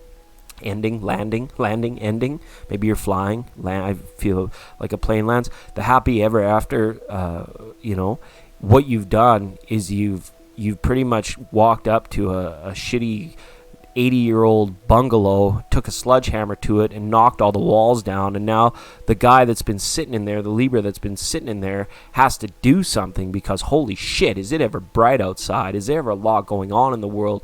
And is there ever a lot of love that people are willing to give if I can just get out of my own level of funk here? And you're really shaking that up. So don't let this person wiggle out of it if you want this to happen. Initiation through spirit. Okay, this is the power. But you have a tough time with this because life is very busy for you. You're committed to your work. You're committed to making enough. You're committed to having enough, and a lot of all these other things in your life. But with the double threes here, there's great potential to change someone's life, to change your own life as a result of it. But don't just walk away from it all because we view the conflict as, ooh, sticky, negative, bad. No, the conflict can be like a pressure washer, like getting years of rust and mud off the old Ferris wheel, so eventually the two lovers can hop on it and then it comes back up to the top. Okay, hopefully you understand what I'm saying through that, Jennifer. 100%. Okay, does that make sense for you, Jennifer? Go for it. Don't let them wiggle out of this situation. Don't let them do that. Okay, I think that you are the type of person that you will take control of whether or not you meet or not. And the only way I see it not happening on their end is if they completely ghost or admit to you that they are weak and that they are not who they presented to themselves to you in the first place. And that might happen. I want to give you a big hug, because if that does happen, There are some people that just cannot be reached and some people that just cannot be helped. But the universe and source will reward you for at least going down that path with that person for a time and trying to help them and trying to pull them up to a level of optimism about the future, or to a point of healing, or an induction or initiation into spirit. Okay? Does that make sense? Hopefully that makes sense. All right. Steve is in the house. Thanks, Steve. That was a very nice super chat. Thank you so much. I got you on the list today. Very much, Steve. But first, I would like to talk to Abigail. Abigail, are you still here? Good morning, El Boogie. Good morning, Rebecca. Good morning, Banka. I see a lot of people in the chat today. Thank you so much. We're a little bit backed up this morning. It's 11:11 where I'm at, and not that kind of backed up, everybody. I am your host, Dr. Rosenpenis. I am not a doctor. But it's so nice that you guys could come and hang out for some free live tarot this morning. And yeah, we're getting through our donations list first. And that list goes like this: Abigail, Steve, Sarucci, then Scarlett, and then our free list goes like this: Rish, Be Wise, Manishka, Emmanuel, Lily, Ritz S, Avni, and Deirdre. So for those of you that joined us kind of midstream or a little bit later, feel free to roam about in your pajamas out in the backyard and into the garden. Priyanka? It's been so long since I've seen you, Priyanka. Welcome. You're not new here, Priyanka, you dang-dong. You're so silly. I remember you from last year. I extend my olive branch to you. I'm going to try and do what I can do today. We're on a bit of a tight flight. This flight tonight is a little bit tight because the Libra in my life is turning 15 years old today. And of course, for his birthday, I'm letting him sleep in till noon. But after that, I have to get initiated to go back out into the real world. So we may have to do 2 streams, or this isn't going to be the traditional marathon 7-hour stream. So if I can't get you guys on, please be sure to hit the subscribe button. We do get around to everybody eventually. Big thanks to everybody that came out on Wednesday night for the moderators and members night. That's a great way to get a reading, is if you show up on one of those nights. So I'm not going to commit to adding anybody new to the list right now, but please come and check in about 20 minutes, half an hour time, and we may find that we will be doing a new list. All right. And Sushi, thanks to our moderator. Steve says, no read for me, thank you. Well, thanks so much for the generous super chat. Next is Abigail. We're just going to give Abigail a quick minute. For those of you that unfortunately came today and are just kind of waiting, being like, what the hell is going on? Why is the list so long? These things do take time, and I appreciate your patience. I'm more than willing to give free readings as long as you guys are willing to be patient, to kind of go through the process. And I know that you are. We have such a beautiful membership and subscriber base here.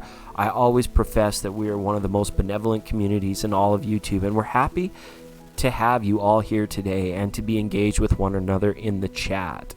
All right. We'll just give Abigail a few more minutes. Abigail.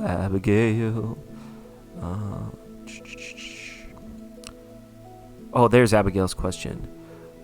Will my new ex try to come back? How does he feel? So you got new exes and you got old exes. You've got exes in Texas. You got X's and O's, tic-tac-toes. All right. Abigail says, I was in a relationship for 3 years and I wanted so bad for it to work, even though he kept so many of his walls up. He just broke up with me, and I just want to know if I should let him go for good. Okay, Abigail, that's a tough one. My heart goes out to you. Let me shuffle up the cards, and then I'll hop back on the mic, and we'll do this reading for you.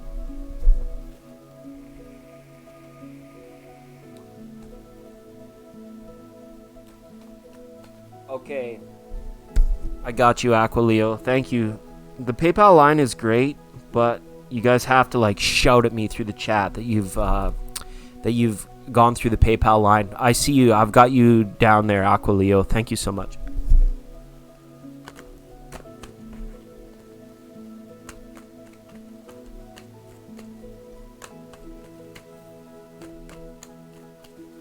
Should Abigail let go?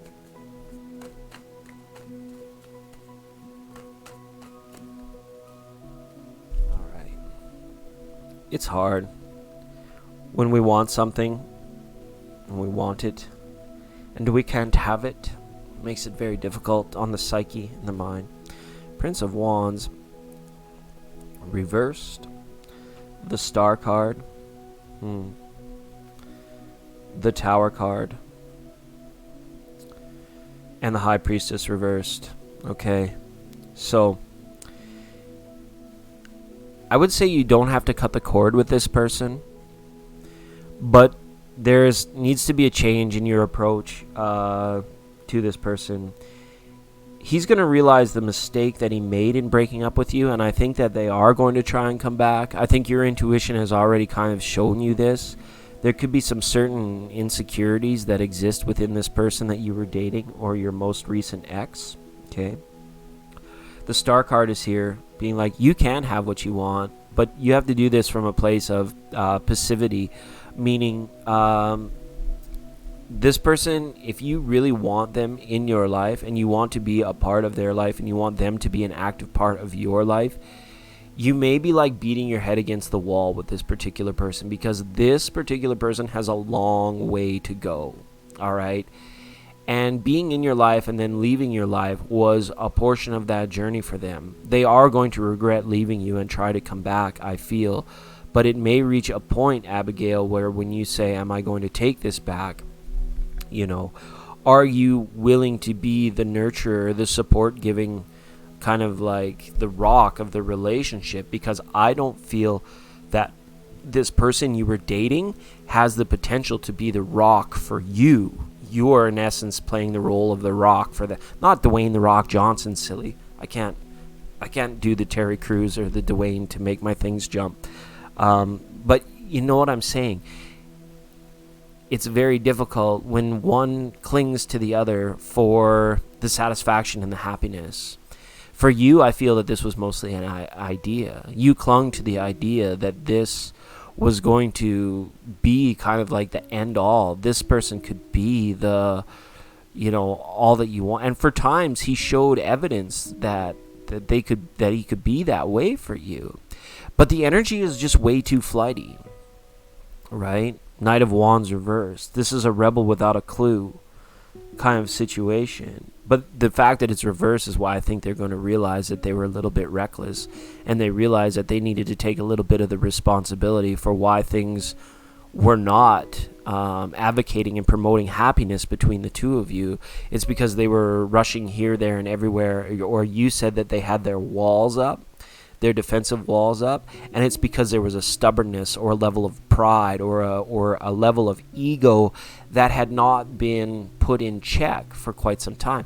Maybe it was kind of like that bad boy or that, real tough alpha thing that really attracted you to begin with, but it ended up being those same qualities that weren't giving you the ability to break through to this person. So the thing that you liked about him were actually the same traits that didn't allow you in, or didn't allow him out, like one or the other, or that way. You wished it could have been, right? But these are things that are set in from early childhood. You guys are a good match for one another. So that's why I'm saying don't cut the cord on this one. But you really want to weigh your ability to say, well, what role am I willing to play in this relationship? Can I deal with the fact that he is like super dreamy, macho, hunka burning love, and that's going to be the fact that I might spend years and years only knowing this person on a surface level. For you, that might not be enough. For you, that might not be enough to stick to them like Velcro, or to stick to them like glue, right? I don't think this person's going very far, and this person is going to expose something in their attitudes or in their life or in their belief system through reflecting on the relationship with you. It's very hard to reflect on what we know while we're still in it, while we're still in the relationship, while we're still doing these things and we're still with the person. It can become very difficult to reflect on, why am I here? How is it going? Is this fulfilling? It's impossible. And especially for somebody like this rebel without a clue that, has this ego, this shell of ego built up all around, being like, I'm a tough guy. I have a lady because it's beautiful Abigail, and I love to have beautiful Abigail beside me. But when it comes time to express and share and provide the divine feminine with the substance that the divine feminine needs in order to feel connected, the barrier was still there. So it's not like the wall was there not letting you in, but the wall was also there not letting this person out because they hadn't matured to that point, right? A heart build, releasing control. So I think this person is coming back to you.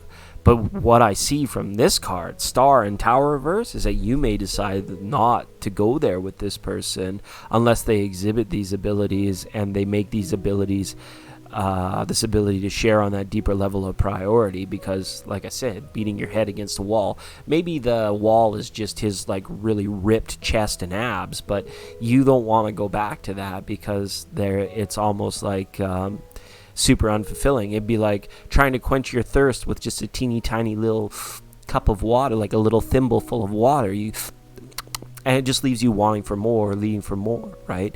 So kind of take stock of your satisfactions, right? You know, old Mick Jagger said, I can't get no satisfaction. You can get satisfaction, but it may not come in the form that provides you both the external service pleasurable levels of satisfaction and the internal substance for the divine feminine within you to nourish and to sustain that. So I think this person's coming back. You don't have to cut the cord, but you really need to evaluate for yourself, Abigail, what you're willing to accept, do, and the role that you would be forced to play while waiting for these walls, these egotistical things to dissolve within this person and the actual awakening and the maturation process to occur within them. Okay, so this is going to be an evaluation for yourself. It exposes us. It truly does. It's going to expose him, and it's going to expose parts of you to be like, okay, well, this is what I'm willing to do. So don't throw away the key. Don't throw the baby out with the bathwater. And on a particular level, maybe you are dealing with a baby here, or maybe babies is something that you would look to see if that could be the trigger, that could be the thing that gets this person to reveal the depth of themselves or discover the depth of themselves, because from what I'm feeling here, there isn't much depth. It's just kind of like a flat plateau. They know who they are because that's who their mind tells them that they are, and they can't go any deeper than that right now. Okay? All right. Sorry, big hugs, Abigail. I hope that reading resonated for you. I think this person's going to come back, though. This person's going to, maybe not in a groveling way, but in a like, oh, I'm sorry kind of way. I didn't realize, because you're not the only beautiful lady that's out there that's really willing to tell the hunka burning love, like, I need more.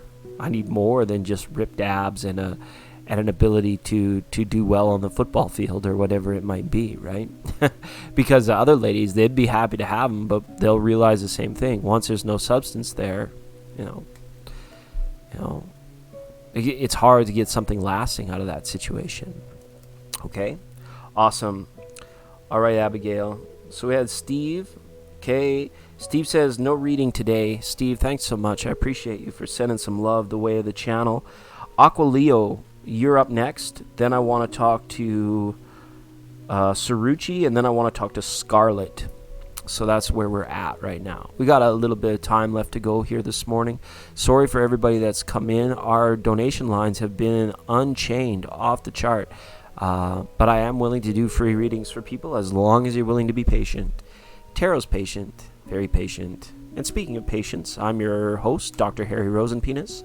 I am not a real doctor, but I am here trying to help everybody through whatever their mind may be telling them that they're going through. All right. I never felt like I was enough for him. Yeah, because he didn't show it, right? It left you feeling, what the hell is wrong with me? Don't get that out of your head right now, Abigail. That was not the case. They weren't willing to meet you halfway, and you darn well know it. You darn well know it. It was probably almost a blessing that they were the one to end it, because I feel like if things would have continued on, that you would have been at a part where you would have ended it. You might have ended it. Or you might have just gone along in an unhappy way. Thanks, Abigail. Aqua Leo is up next.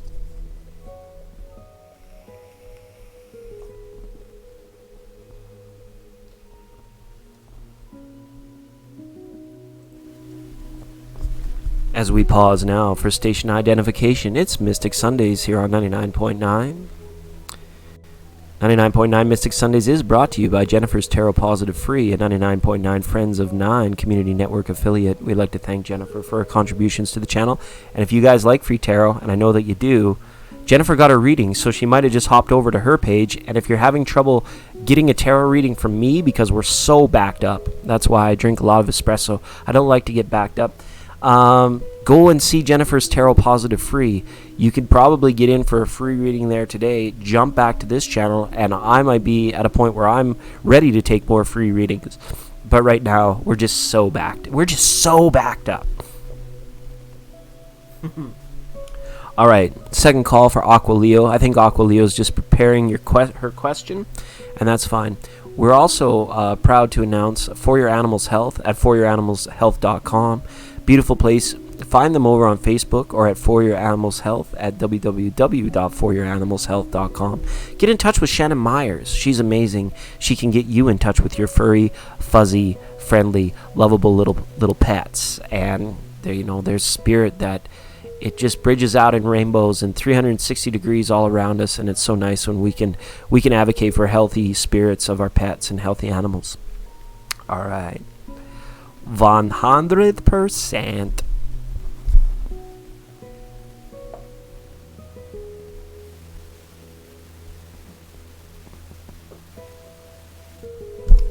And that's the goods right there. That's the good stuff. All right. We may have to skip over Aqua Leo, just because I don't want people waiting too long. Is Saruchi still in the house? I think Steve mentioned that Saruchi had to bounce. How about Scarlet? Is Scarlet still here? Scarlet, it would be great to see you here today.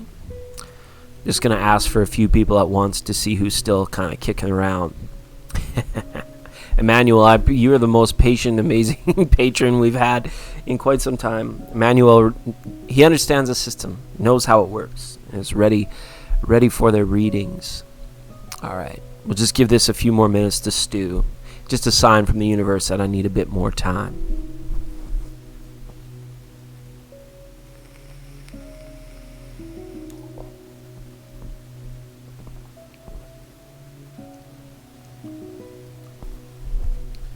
Welcome, Blissful. Shannon, I feel that is an issue for somebody that a qualified doctor that I cannot address here on this channel at this particular time. So, Shannon, I would encourage you to reach out to health professionals in your area. Blissful, welcome to the show. Good to have you here. All right. Did Scarlett have to leave too? All right. We're probably back to our free list then. And I will ask for Reesh or Be Wise. Be Wise. I love that. Reesh or Be Wise. Reesh was the first one here in studio this morning. Came with her sign saying, free readings, free readings. Let's do it.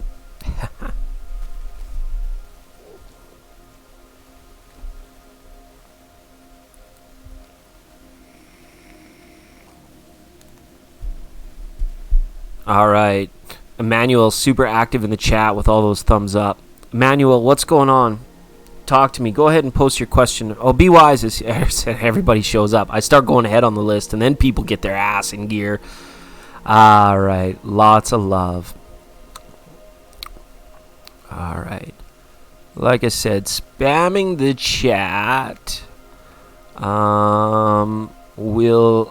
There you go. Thanks, Christina. You can go ahead and hide that person. All right. We haven't been trolled at all in 2020. That was like the first time ever. In the live chat anyways that we've been trolled. So, shout out to us. We did it. You have to be this tall to ride this ride. Aqua Leo says, and we all hope that Shannon, so if that is true, that they definitely get the help that you need from a qualified health professional. Aqua Leo says, is the head male boss, Geo the Leo, aware that L, my female boss, is difficult to deal with? What is the advice here, and what is going to happen? Okay, I feel like we read for this, and last time we read for this Aqua Leo, we were like asking about, because you asked if like your loyalty to L would serve you well, I believe. well. So let's go ahead and pull some cards for that, and see what advice we can give. I'm going to divide this up, and we're going to read into the traits and the characteristics of the Leo, Geo, G and L, and find out what advice we can bring forward and what the future might hold. Okay, Aqua Leo, let me just get some cards dusted up here.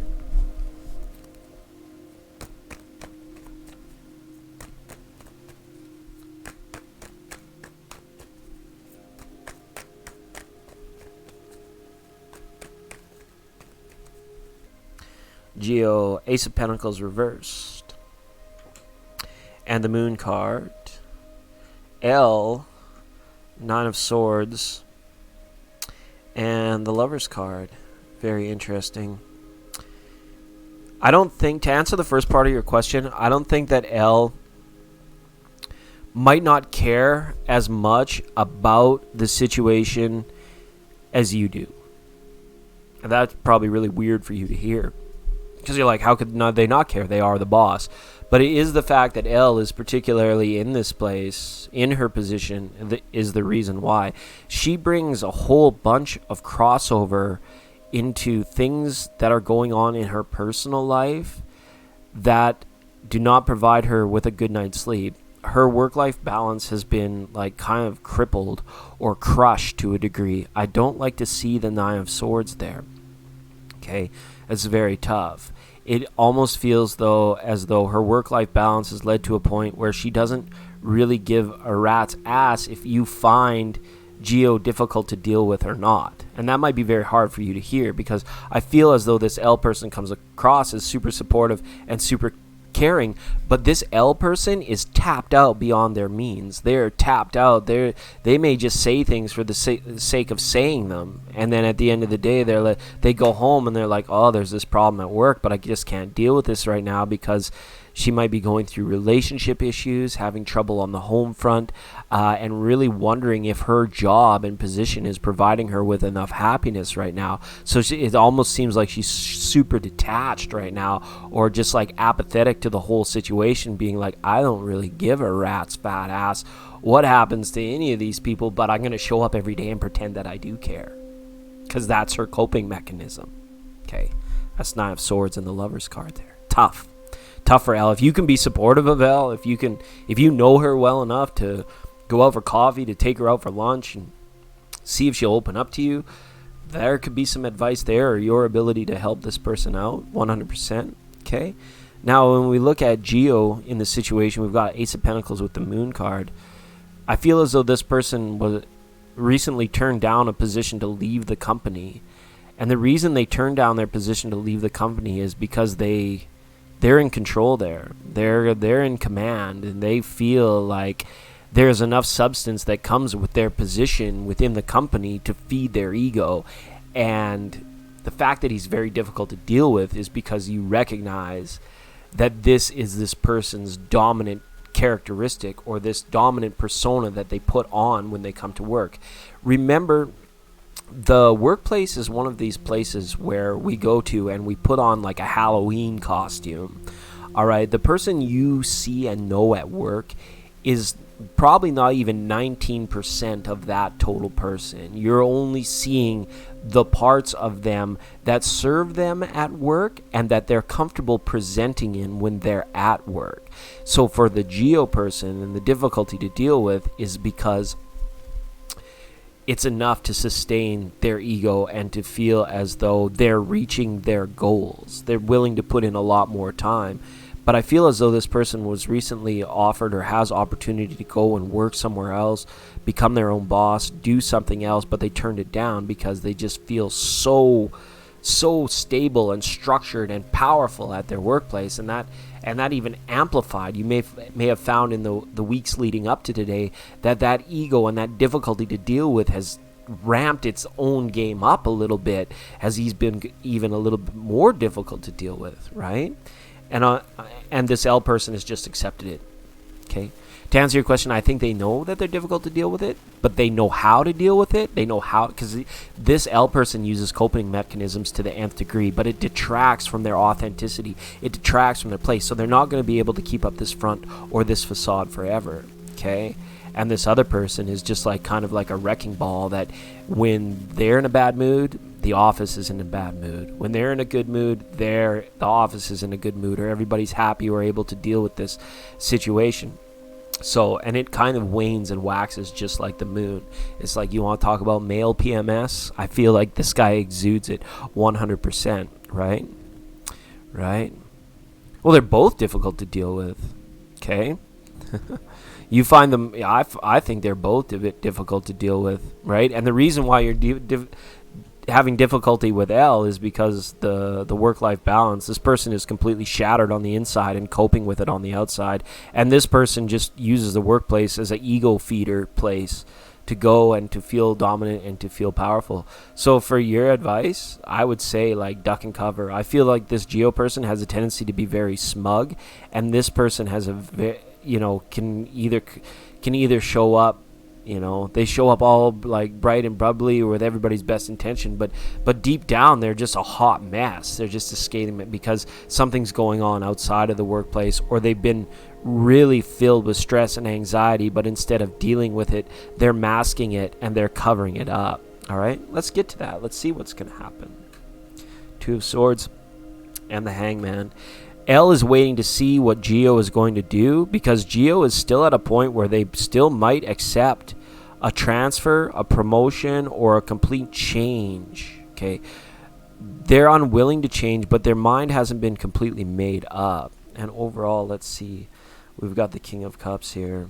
Yeah, interesting.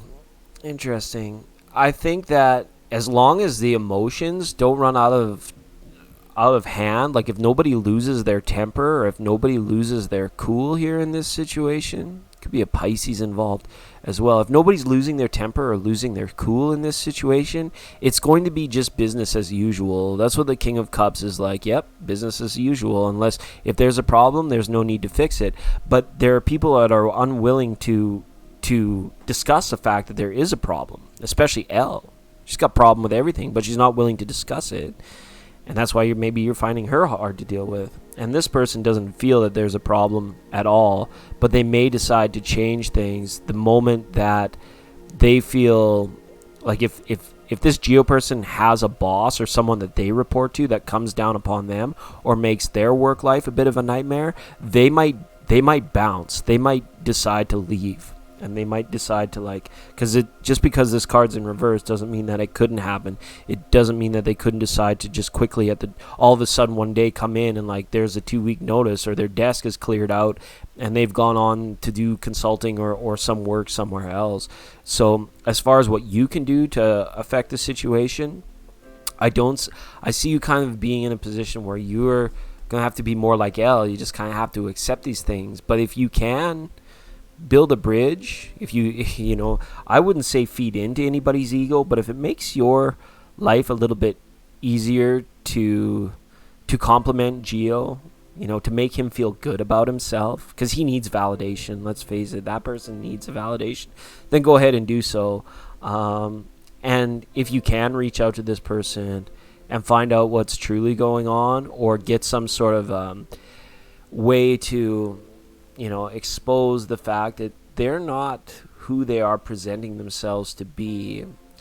And I mean, this would involve you opening up cans of worms with this person. I mean, it's easy to go to Geo and compliment him or stroke the ego just for a few minutes each day, and then to have your day with them be super easy. You can do that. And as far as what these people, I mean, this L person is just accepting the way her life is, and I don't feel as though they're really trying to change that too much. But that Lover's card means that they're going to be at some point in time forced to face the karma for which the entire build-up, the entire not dealing with things has left this residue and this level of build-up. Eventually they'll have a tower moment where it will come crumbling down, and they'll be forced to face that which they've been neglecting for a very long time. So as far as advice to deal with it, I mean, I would keep both of these people within a stick's distance. And again, if you feel like you want to be the helpful healer in this situation, I would begin with L. I wouldn't try to crack Geo's shell I would more honestly try to befriend L, if that's what you want to do. But again, it's like opening a can of worms. You need to be ready for all that could come as a result of that. So if you just want like a carefree day at work and not want to be bothered with these sorts of things, I would say learn the intricacies of these people, become the adaptable person, become the person that recognizes the way they are today, makes the necessary adjustments that you do so that you aren't standing there with the can opener waiting to open the can of worms. Okay?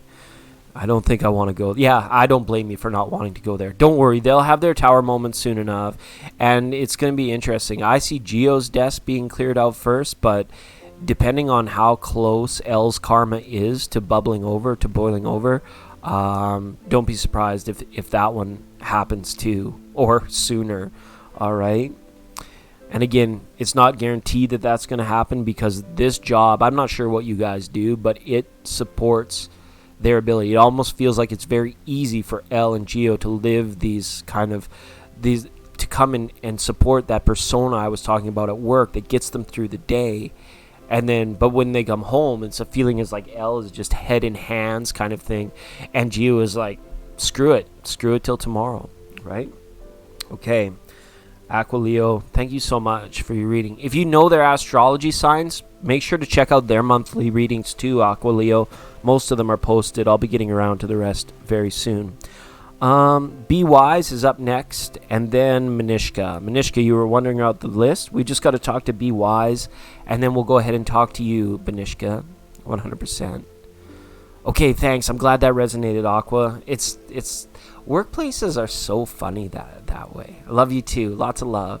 Don't forget to smash like, and we'll see you again very soon. I think programming note for next week, I do declare that 99.9 Mystic Sundays will be occurring on a Saturday next week. It's Thanksgiving weekend up here north of the 49th parallel. So we will be bumping the program up to Saturday next week. All right. Be Wise says, does my boss have clarity about my coworker? A, spreading the lie and making drama at the workplace. Let's have a look.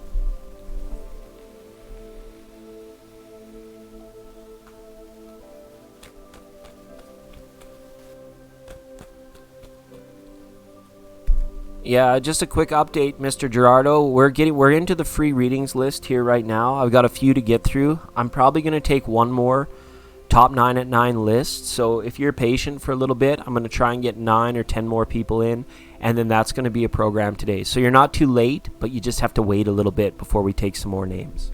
All right? Because it goes like this. Be Wise, Manishka, Emmanuel, Lily, Ritz, Avni, and Deirdre.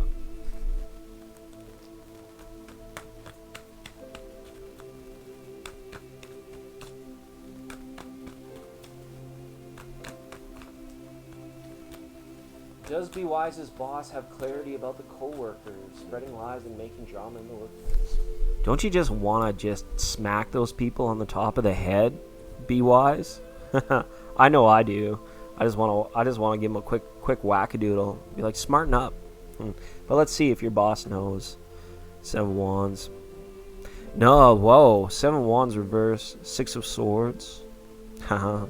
That's good. 7 of Cups. Interesting.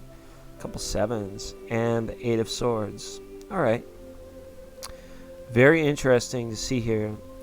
We've asked about your boss and what they know about this other person because it's already been apparent to you. The answer to your question is no.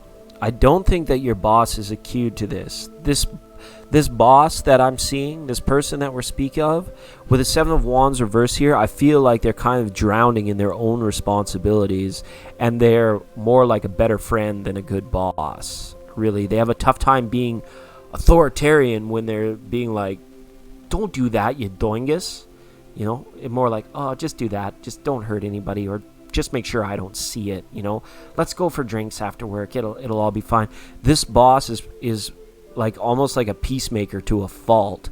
They're a better friend than a boss, and that makes things very difficult for people that are not as close of friends to this person. As long as you're doing your work fine, there's no trouble. But this boss is almost like kind of drowning in it, or they may be a part of the narrative or whatever this person is spreading or whatever this drama particularly is.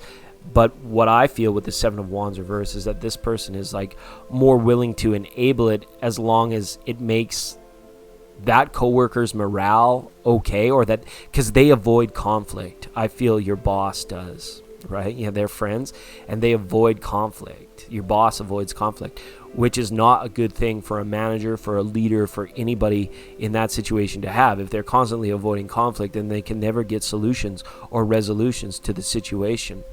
Don't worry though, I think things are going to get better. We've got the Six of Swords here saying, it only takes so many straws to break the camel's back before a change occurs, before something happens. And that's the hard thing, because even friends in the workplace, if they have a falling out, or if somebody doesn't hold up their end of the bargain, if your boss, I see him as this person, and this being your kind of manipulative coworker there, just being along for the free ride to having an easy day at work or having a much easier time at work, you may eventually say enough is enough and decide, I love that saying, you may eventually just say enough and decide what other options are out there for you, because I feel that this could be like kind of directly hurtful towards you. All right. And I like this Eight of Swords reversed. It says you are actually wise enough to recognize what's going on, and to the fact that if there's not going to be a change with it, that you are the one that's going to be making the change or the adjustment or deciding how to be less affected by all of this with the Seven of Cups. Because there's part of you, I feel, that just can't stand for this. This aggression will not stand, man. This drama and these lies just will not stand, man. And right now you might be feeling a little bit trapped by the whole situation, but that's not going to last. These are actually very positive cards when we look at them from your perspective, about being into stiller waters, about having more opportunity for yourself than what you're willing to do. And while everything that's happening at work right now, everything you just presented to me, it could be all happening for that perpetual reason of you've grown out of that childishness, that silliness, that shittiness, that borderline nepotism, and someone's getting a free ride while the other person's doing all the hard work. You won't stand for it for that much longer. So perhaps you're exposing this as an issue of HR, or you will take a stand for yourself, or you will simply decide to mosey on, or you will decide to suck it up and just accept it, because all of these Seven Cups give you these options or these opportunities of what are you going to do.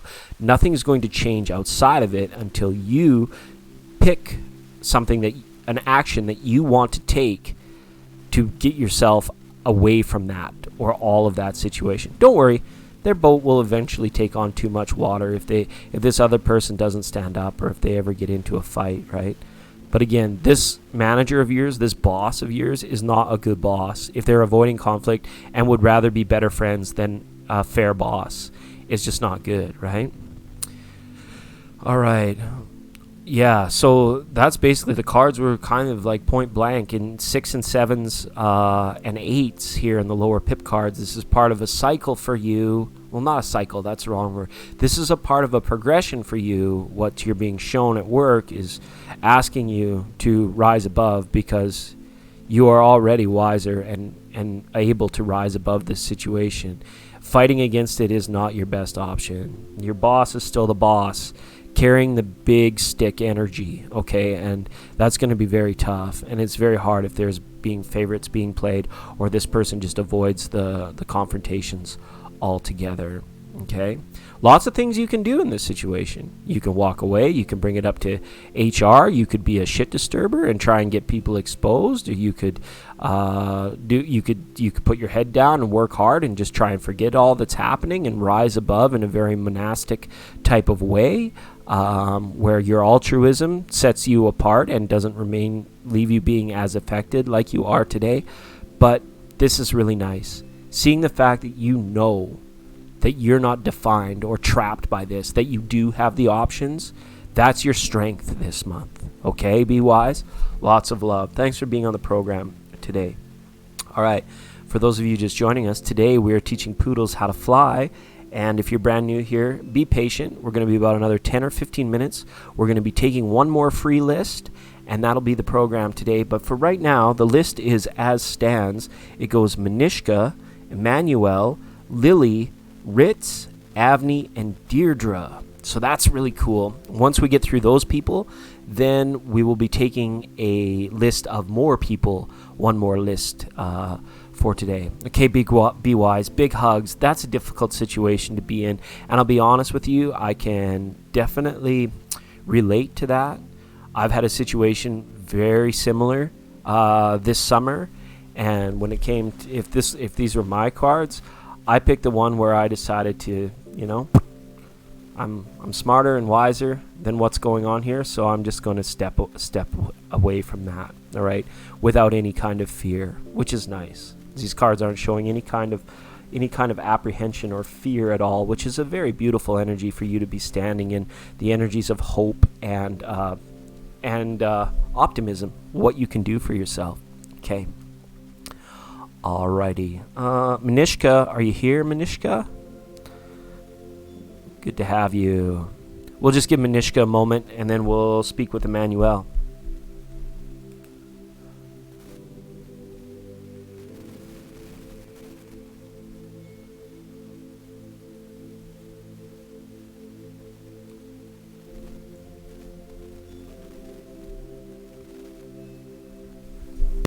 Judgment. Deshank, that's what's coming for you this October. Judgment. Okay, Manishka says, may I please know what will be the next step of Mayanek towards me? And we are not in contact. How come you're not in contact?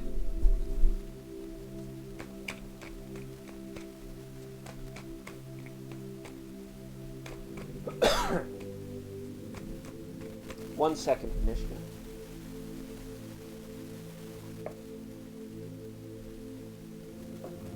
It's good right there.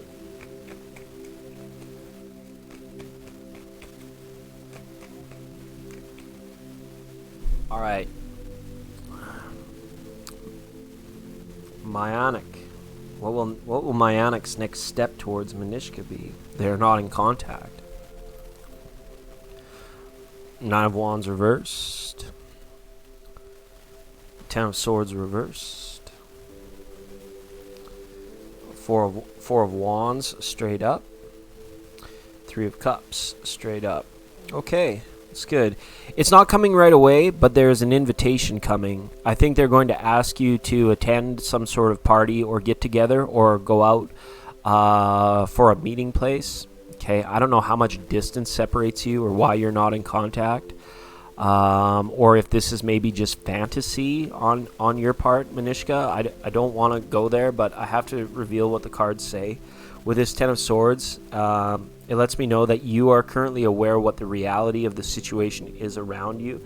So you're going to have to take this reading as such. If the reality of your knowledge of what's possible between you and Mayanek is grounded, if it's down to earth, then I do see a possibility of this person inviting you back out for drinks or to connect or for understanding. It's not happening right away, though. There's a lot more that needs to be sorted out. Matters of the mind, matters of spirit. This is not necessarily over, but there needs to be the renewal of hope and optimism in this relationship. Right now, it's not there.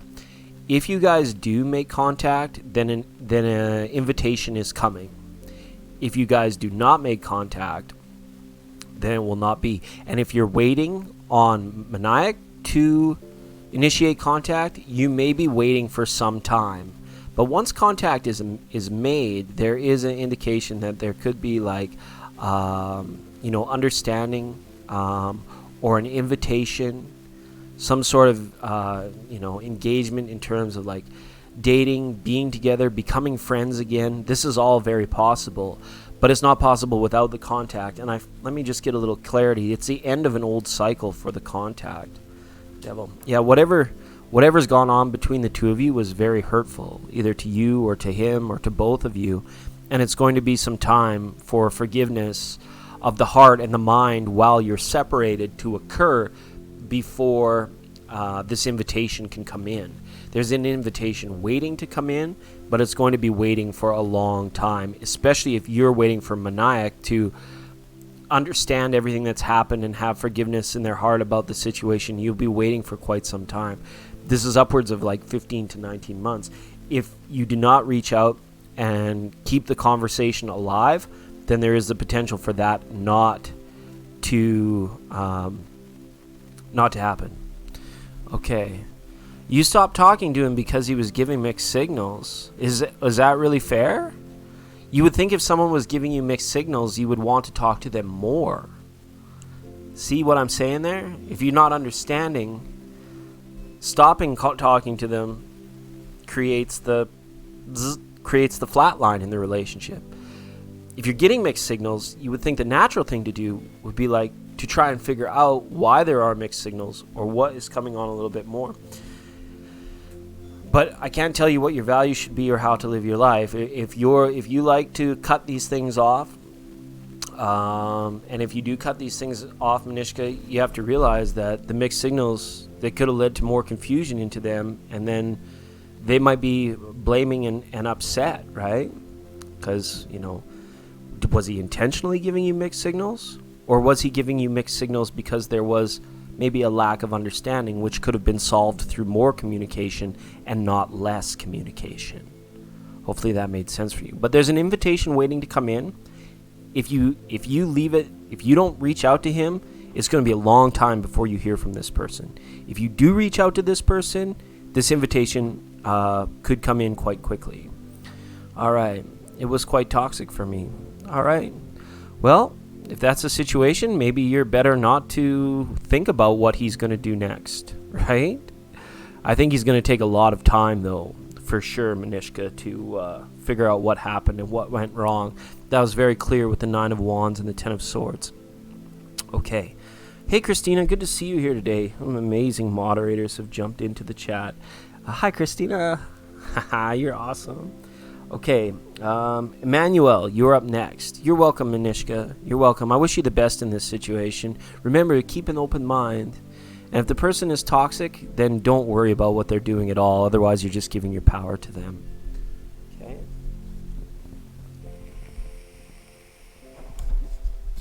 Go ahead and post, Emmanuel. It is finally your turn. To the most patient Batman I've ever known.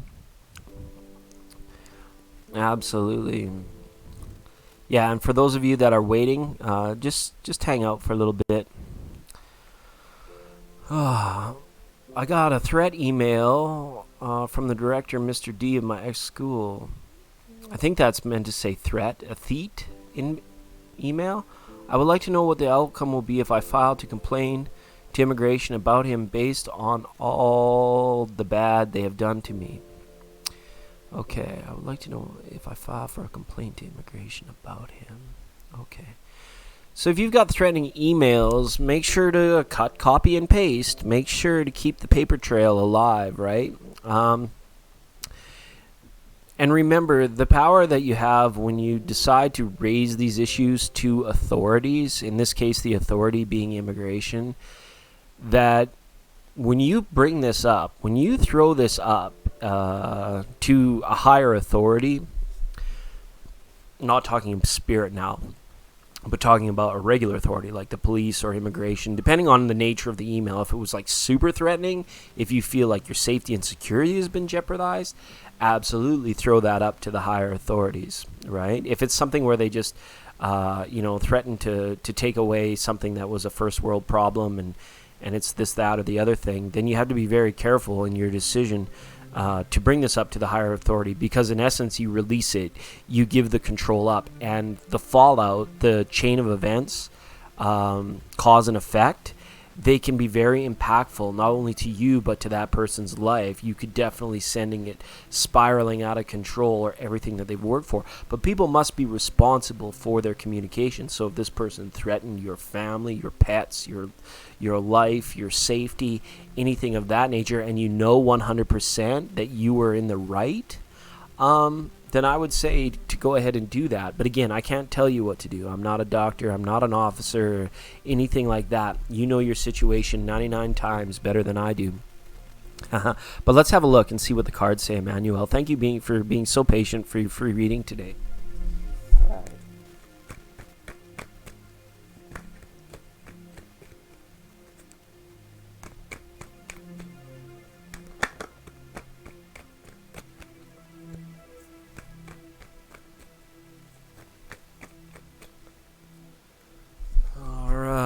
everybody in the chat, please be aware that my moderators help me out 100%. But at the end of the day, I keep the list, and I'm the one that chooses because I'm the one giving the readings. All right. 4 of Pentacles reversed. 7 of Swords reversed. Yeah. This person has overstepped their boundaries. It might be time that this person may be taken down a notch. But you have to kind of evaluate, Emmanuel, if you're the one that wants to be responsible for this. Now, if the conflict or if the threats have reached a point where you can tell that this person is trying to get away with something unethically, right? 7 of Swords, unethically trying to get away with something here is the basis. And that this cards support that whatever this person is doing is trying to like cover something up, hide something, or to get their money or protect their interests unethically. That karma is going to get them in the butt. You may be at a situation where you're actually having to be the one to expose this person or to show this person. It shows that the fallout, if he's threatened you, sorry, I don't mean to assume gender. Oh, well, Mr. D, yeah. So if he's threatened you, maybe what you do, you can go a very practical sort of way and say, I understand what you are saying here, Mr. D. Please understand that I view what you are saying as unethical and a threat to me. I don't believe it's fair. And if you're not willing to walk that back, and if you're not willing to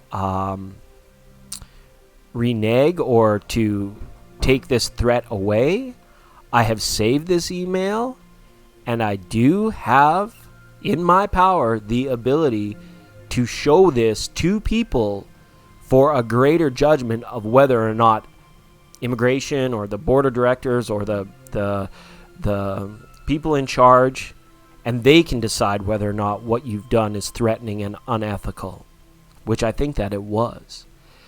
So it's not good to answer a threat with a threat, but sometimes that's our best case. If we're unwilling to just be like, well, I'm going to give them an opportunity to make it better. Okay, that's what the King of Pentacles is all about. I'm going to give them a second chance. And that, I feel, Spirit and Karma would reward you with most greatly, because whatever has happened here has stood in the way. Something is standing in the way of you getting what you want or Mr. D getting what they want, right? And depending on how this is weighed out, you may be seeing things from very different directions and from one side of the coin. But if the content of what this person is saying and the unefficacy of what this person is saying is so blatant, then what the cards are saying is you're in a good position here to say, all right, I understand what you've said. Do you understand that what you have said to me is wrong and that you cannot do that? And then if that is not responded with them walking it back or saying, no, I'm sorry, you're right, you can say, all right, well then I'm going to set this bridge ablaze here. I'm going to do the right thing and turn this over to authorities.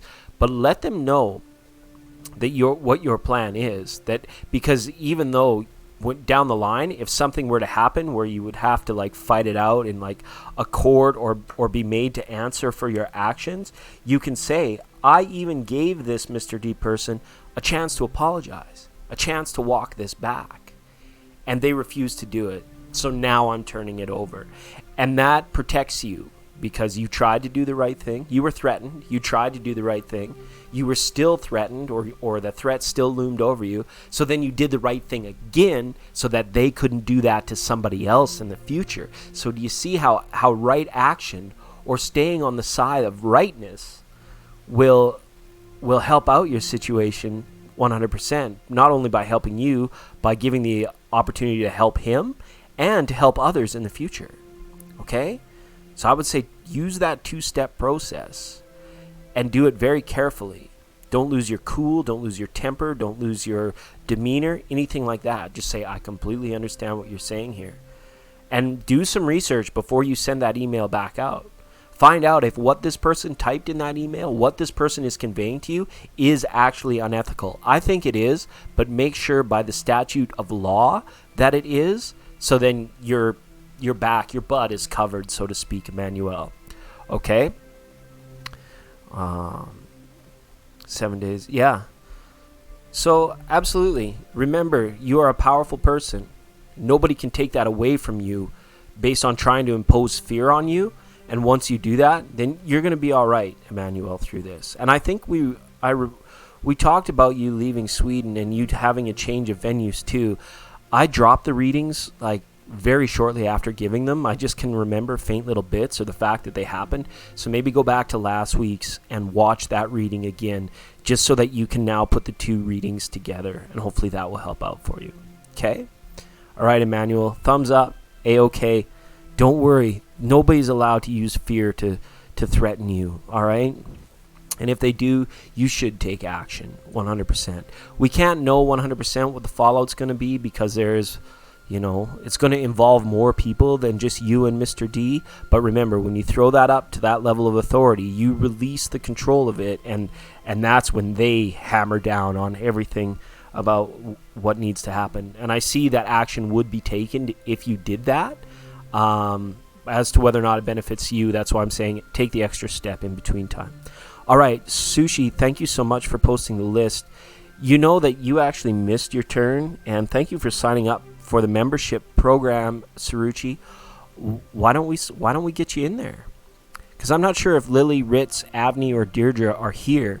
We'll give those 4 people a chance to respond in the chat, Sushi, but why don't you go ahead and post? All right. Hi, Formularia.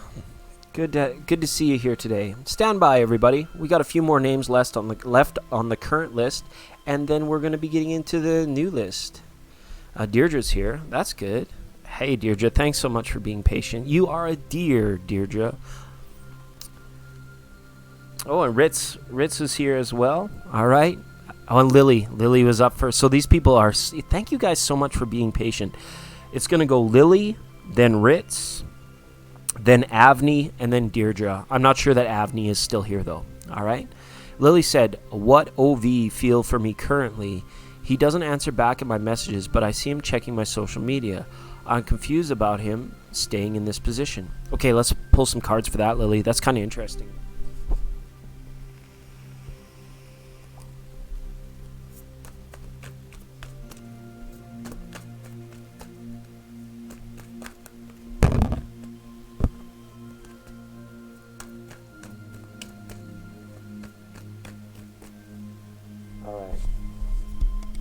What is OV feeling for Ritz currently? Sorry, not for Ritz, for Lily. What is OV feeling for Lily currently?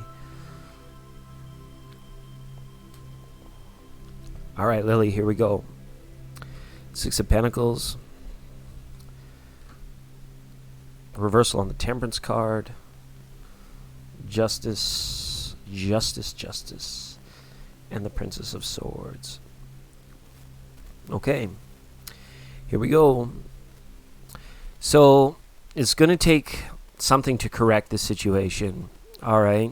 I'm not sure what you've been messaging to this person or what the issue is. If you're simply asking them, what's wrong? How are you feeling? That sort of thing. But I get the feeling that something occurred between the two of you where somebody viewed it as not being fair. Like somebody put the other person in a very bad place of mind or point of mind. So it's almost like somebody pissed the other person off. Somebody really upset the other person. And it could have been for multiple reasons, but I do get the feeling that someone is just being a real stick in the mud here. Someone is being like in a poor me mentality, and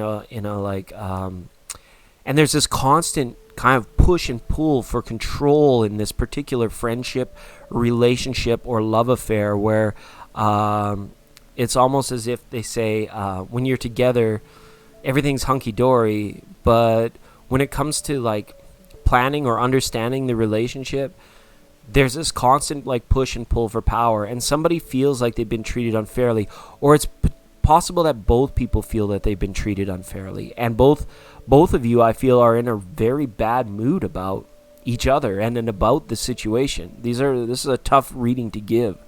The Justice card being the Strength here. What's fair? Okay? What's fair? And with you being the central issue and OV being the third party, I think that you guys are actually searching for the same thing. You're searching for fairness in the relationship, but what is fair to you is not fair to them, and what is fair to them is not fair to you. And with the Princess of Swords being there, it's like there's been an unwillingness to face this, an unwillingness to discuss this, even though the desire could still strongly be there. But what it is a story of two people that are really trying to understand each other, but cannot. Okay? They cannot understand the other person, and to a degree, it's tough for them to understand themselves in the situation, their place, their position in the situation. I think something's going to happen this month, though. Between now and the end of November, within the next kind of 8 weeks, I feel as though you will be talking and trying to figure out these things again. But be on the lookout for things that are said just to smooth things over that may not necessarily be true. All right, the Princess of Swords comes with a bit of a warning there. But right now, things are like somebody's feeling treated poorly, treated badly, or both of you are feeling like really chapped about this situation. So it's making like the communication very difficult. And the fact that he's kind of like perpetrating your social media and stuff like that, it just proves, all right, the proof is in the pudding with Justice. It proves that there's still an interest there, that he's still captivated and that sort of thing. So as far as how he's feeling about it, I think he feels like you have a tough time with one another, in understanding one another, and it's all great and fine and hunky-dory when, you know, maybe you're cuddled up or doing stuff, but then as soon as it comes to being like-minded and sharing your goals and hopes and dreams, then this person just runs away because they're afraid. There's a fear to commit. There's a fear that they have to be responsible to the other person that's involved here. You're going to have a really rough time in a relationship with this OV person, but the cards are showing that you might actually end up talking things out by the end of November, but that you have to be very careful about what's being said just to accept things. You know how like people will just like blindly agree with conditions or situations, but they do it and it ends up being actually like a lie, like a small untruth. Oh yeah, I understand. Oh yeah, I know that. But the reality is that they don't. Oh yeah, they don't understand that. So that's what you need to be on the lookout for with this OV person. I can't tell you what to do, how to live your life, but I know that if you can pull your socks up, if you can pick yourself up in terms of putting a lot of emphasis on how meaningful or how much emotion and how much power you're giving this situation, if you withdraw from this, it's going to give you a clear understanding. Justice sees things perfectly, clearly. Use all that's happened into your relationship up until this point in time. As hindsight is perfect 2020 vision, that's the year we're in, 2020. So use the evidence of what you already know, of what's transpired already in your relationship to give you proof and to give you evidence, okay? And then, based on how you're feeling after you've done all that, then you can make the decision as to whether or not reaching out. But I would say stop messaging this person. If you're hoping to have this conversation, withdraw completely. Let the loss of you grow within this person's mind and see how they cope with it. And then they might come back and just try and condition the whole situation by having a conversation where they agree that things need to change. But again, I feel with these cards, you're going to definitely struggle with this person. So it's worth withdrawing at this time, Lily. Big hugs. Yeah, he did. Look, right? I want what's best for you, and I want what you to want. But I'm saying take a break from this person. Take a break from trying to connect or communicate from this person, because these cards are not overall positive, especially when you begin to see things perfectly clearly. Okay? 100%. So, you know, this person has just got a lot of growing up to do. This person, you know, still has desire for you but has no ability to make things work. You don't want to entertain that. You don't want to enable that. You don't want to kind of subjugate yourself to that, okay? So I'm saying It's time to move along. Hop along, little rabbit. Hop along, Lily. And big hugs. That's not easy. When relationships go south or sour, remember all the bad relationships eventually lead to the right relationship. So don't ever treat yourself badly or punish yourself or feel bad about things that you could have done better or that you did or didn't do in this situation. Just completely move on from day one. All right? Okay. Ritz, go ahead and post your question, Ritz.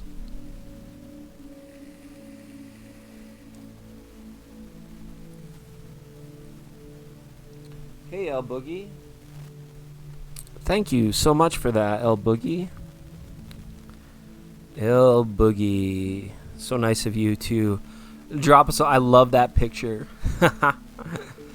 El Boogie says, how will the rest of the year be like for me? I have a lot on my plate, and I'm trying to balance things for myself. I'm also trying to heal from a lot. Okay. El Boogie, let me just do Ritz's question first. I really appreciate the super chat, but I said, Ritz, let's go, and then yours came up. So I'm going to do Ritz, and then we'll do El Boogie, and then Deirdre is up after that. And then the new list is coming, everybody. Okay, I promise it is. It might be a short one, but we will do one.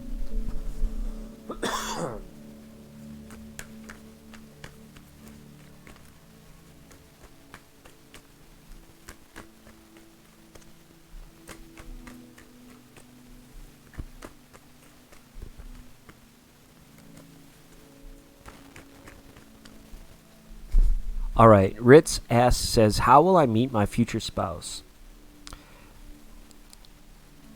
Oh, you're so sweet, El Boogie. Look at that. So nice of you.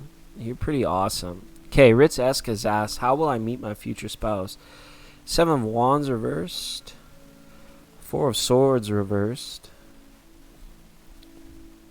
The High Priestess reversed. And Temperance. All right. The message I want to give to you is that this is coming from a place of activity. There's something that I think that there's a strong potentiality that you could meet this person online, but it also shows that you may not be in a place right now where you're ready to meet your future spouse. Okay? 7 of Wands reversed, 4 of Swords up. It almost shows as like healing for you, or resting on the idea and making sure that your levels of self-love are ready to receive your spouse. In terms of the how, let me just get this here. I don't think you're going to meet this person at the market or the supermarket. Temperance. I don't think you're going to be meeting this person at your workplace. Princess of Wands. I think it's, and we've got the Hierophant reverse here. It says you need to raise your energy vibration. You need to raise your level of interests, okay? And this is what I mean. Start out with hobbies, activities, interests. I don't care if it's poetry, painting, garage sailing, something that gets you up, that gets you excited, that gets you engaged, that gets you out of the house, that gets you moving freely about in a good mood everywhere that you go. That's going to be the energy that signals source of the universe to send your future spouse to you. Right now, I feel that this is not necessarily occurring. I feel as though maybe you are spending a lot of time talking to people online or meeting people through dating sites, and it just doesn't feel like it's been working out, or you've been, this sort of thing. And it's saying that maybe you're too narrowly focused, Ritz, on having the spouse come in, rather than doing something for yourself that's going to put you in the proper space and time to meet your future spouse. You know what I'm saying? Because I asked how you would meet your future spouse through the tarot, and it was very unclear. It was very nondescript about how this person was coming in. And it shows that there is a potentiality for the spouse not to appear at all with the Hierophant reversed until you raise your energy levels, until you rise above your current level of activity or what you do or engagement in things that provide you happiness, It's great to meditate and to rest in sanctuary and do the things that are comfortable in hopes of meeting that future spouse. But you're being asked to go out on a limb. You're being asked to up your game, to up your vibration, to up the things that you do, because that increases the chance of you meeting somebody that has similar interests to you. And it's these people with similar interests and similar goals in your life are the people that feel most comfortable in proposing to you and to becoming your future spouse. It could very well be a fire sign. I think it could be Sagittarius or Aries here in your situation of your future spouse. All right. You may meet them at a library. You're going to meet them while you're doing something that you love. And it's like thinking about having a person in your life is going to be the furthest thing from your mind when this person enters into. It's almost like one of those law of attraction things where you are wanting that, focusing on that, wondering how it's going to happen. But it's not until you take away that focus, that wonder, and that try away and begin to raise your energy and begin to start doing things for yourself, which puts you into places that promote the togetherness or the being asked out or somebody expressing or showing interest into you. And that's when that happens. That's when I feel you have the potential to meet your future spouse. Right now, the tarot is saying there is no indication that you will meet your future spouse until you change your present course of action. And by that, I mean this Four of Swords, and even this to a degree, this Six of Pentacles, right? Giving energy, loving energy. Do you have a family member right now? Do you have an old friend? Do you have somewhere where you need to kind of maybe reach out and make amends or express some sort of platonic love or repair a platonic loving situation so that the universe sees that you're ready for marriage and for a spouse? Work on these things to elevate your love game, to elevate your vibrational field, and to raise this energy up so that you, when this person meets you, you stand above the crowd or aside from the crowd as a beacon of light, or somebody that is interesting, or somebody that has the same similar interests to them. Okay? All right, Ritz. I hope that reading resonated for you. That was a full-on spanking. Okay? It's time to change. Raise your focus on you, healing your energy levels, your flow, your vibration, your levels of interest and engagement in things that get you out of the house, get you out and thinking in different ways. Then come back with this question. Then see the fruits, the benefits of your activity, rather than kind of being at a loss and thinking that this person may just arrive out of the ether someday and be like, here I am, I'm ready to get married. This person has no ability to take notice of you the way the energies are as of now, and that's what the tarot is saying. Okay? I'm sorry, Ritz. I have to be a meanie sometimes, and I just don't like it. But maybe I will start to like it a lot more. The law of polarity is you'll get to see. 2021 presents the return of Evil Legend, coming soon to a theater near you.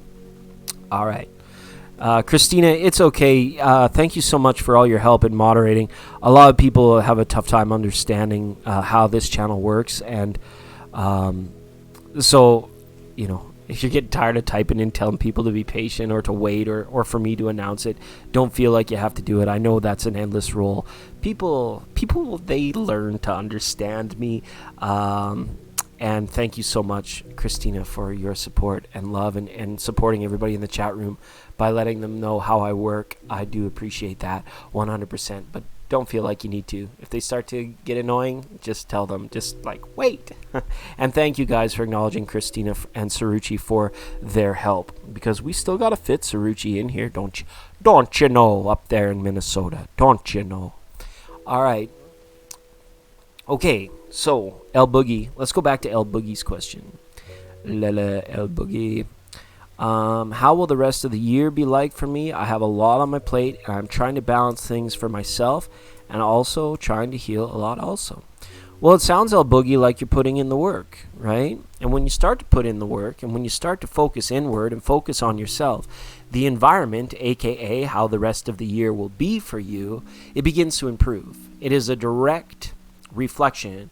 The improvements you make in yourself, the environment improves itself outside of you. Okay, as within, so without. That's kind of the law of the cosmos. That's how it works.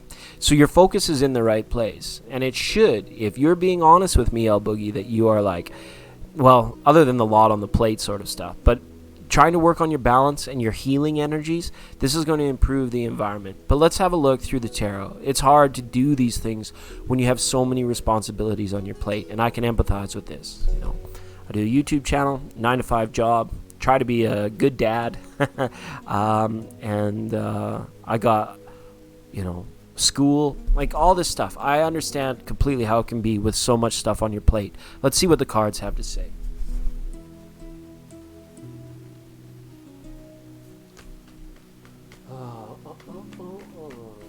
I don't think Avney's here anymore.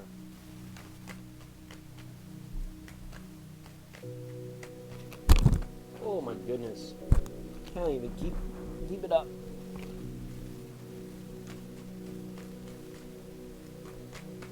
Rest of the year for El Boogie, please. Rest of the year for El Boogie.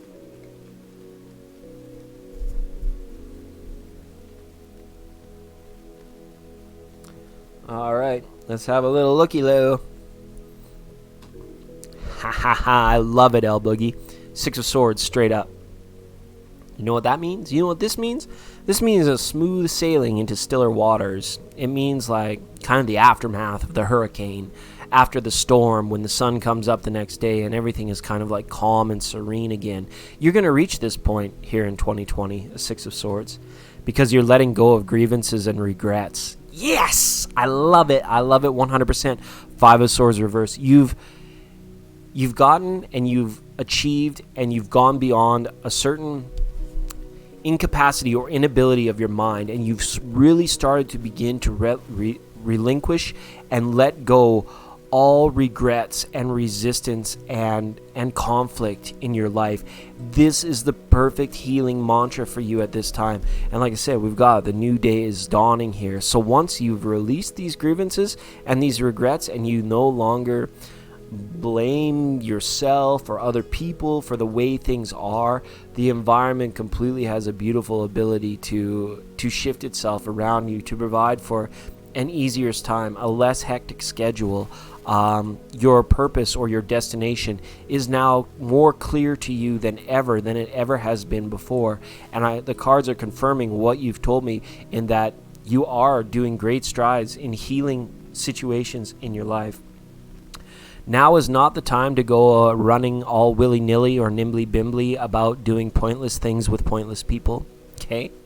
Continue on this path of taking the time for yourself. Okay, and do not be distracted by the tendencies to go out and eat, drink, and be merry and blow your budget on things of this nature. Okay, because that temptation may arise for you here in the rest of 2020. It's great to get together for things like Christmas or Thanksgiving, Kwanzaa, or whatever you celebrate between now and the new year.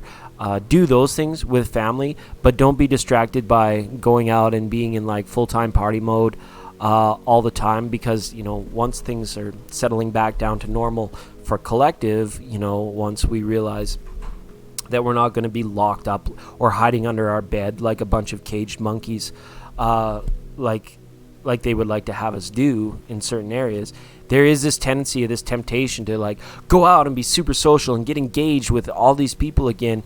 What it's saying is, do not create any unnecessary karmic relationships or karmic situations for yourself, and then this situation can continue. The 3 of Cups. So don't worry, if don't feel like you have to be in a 12-step program of letting go of grievances and regrets and need to hear directly from the horse's mouth from that old friend that you had a falling out with a little while ago. Just do it simply in your heart and realize, hey, I'm home. I've forgiven myself and the other person in my heart. And the healing process doesn't need to extend to some mundane level where you have to go out and buy this old person a dozen roses in order to make the situation better, or to change your environment in a very physical way, like being like arriving at their doorstep saying, I apologize, and now things are going to start to fall in. No, it happens in a very etheric way where you begin to clear out these karmic things in your heart, and then the environment magically, because the subconscious will create it for you outside of yourself, will be a lot easier. if you're okay with being on your own and being out of the kind of the social circus of circularity, remember, what goes around comes around. And if you're experiencing a lot of the coming around for what went around in the past, be a bastion. Stand tall and strong and proud in that. And then as you do that, then you're going to realize that nothing in your world can occur to you that's going to get you off balance or off your game. And therefore, as a result of what occurs for the rest of 2020 is nothing more than you're able to handle. You only bite off so much that you can chew. And perhaps that's what kind of this final lesson that you're learning here, El Boogie, is that you know what it feels like to bite off more that you can chew. And you're like, well, I'm not going to do that again, right? Because it seems to be a lot. But you may be finding that you're withdrawing from social circles. You may be turning down invitations and things of that nature as this process continues for you towards the end of 2020. All right. Princess of Cups. There may be a water sign, a Pisces, a Scorpio, or a Cancer that is unwilling to see things your way or is unwilling to work together with you on a situation. But don't worry, this is an indication that this is a cycle with this person that needs to end, okay? Absolutely. And it is because you have a very attractive energy, I feel. And when you let people in, they tend to want to stick to you. And then when you have to rip them off and throw them away, then they feel hurt and you feel bad about yourself. And you're like, I'm not doing that to myself anymore. So I'm going to take some time for me. I'm going to settle back down. I'm going to figure out what this is all about. And this is more so than anything a larger cerebral or a larger mental cycle that you're going through, and that you're learning these things about yourself and these aspects to your spiritual growth and your understanding of your own personality that is guiding you to a point where you're standing now, like I said, like that bastion, letting all these things bounce off you, where you're in complete control now, and you won't feel that lack of control. You're not going to feel any of that through the months coming in, because you've realized you prioritized your own healing, your own balance, your own understanding, and taking care of your responsibilities, bingo, bango, brongo, one thing at a time, concentrating, getting it done, and then everything is going to fall into place for you. I really like this understanding. We are releasing regret, and remorse for situations and old friendships at the same time as we're not inviting any new weird sticky energy in. And the cards are saying, please be okay with spending a little bit more time with yourself and by yourself in this situation, whether people understand it or not. Don't cater to them, don't pander to them, because they're asking for more of your own energy, and then you'll begin to see things from a very clear point. The dawning of a new day is a major overall theme in this reading, and I really like it for you. Okay. As far as the mundane, I see you just turning down invitations with people that don't have your best interest in mind. And I see you staying focused and literally taking things down, making that to-do list a to-done list for the rest of the year. So nothing is going to come along and shake you out of that. Nothing weird, nothing provocative, nothing, unhinged or unexpected. It should just be this universe, your environment, source supporting this process for you.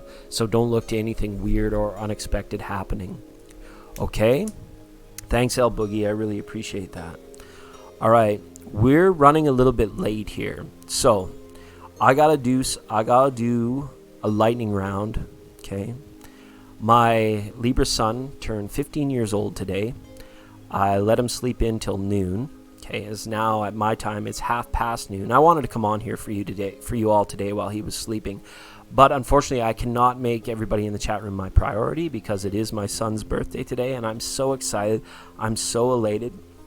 I'll be very clear, direct, and honest with you with that today. I tried to draw this out, get as many people in as I could, as I always do. All right, so let's go ahead. I want to see who's left. I know Deirdre is here. Deirdre, we are getting in for sure today. Okay. Saruchi, we are getting in for sure today. And let me see. We're getting in Deirdre for sure today. Saruchi for sure today.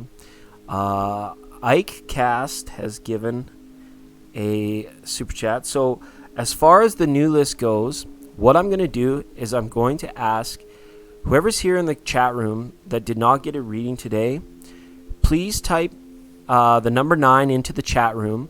What I'll do is I'm going to write those names down, and then we're going to come back a little bit later on this evening if you guys are around, and I will try and get the remainder of the readings out later tonight, okay? So if I had to walk back on my statement of taking another list today, I actually have taken a little mini list. Please refrain from sending any more super chats right now. I have to attend to one of the most important people in my life, and thank you all for understanding. So, for anyone in the chat room, I see Blissful Formularia,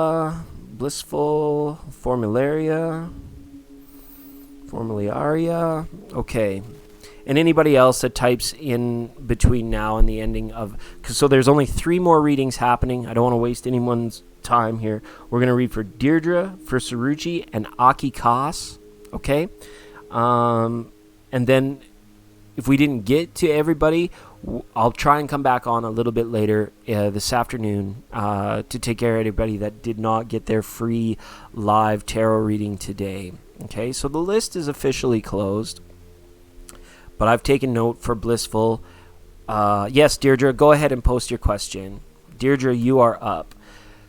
We're going to do Deirdre, Saruchi, and Akikas, and then that's going to be a show today. We're going to have to cut it off there.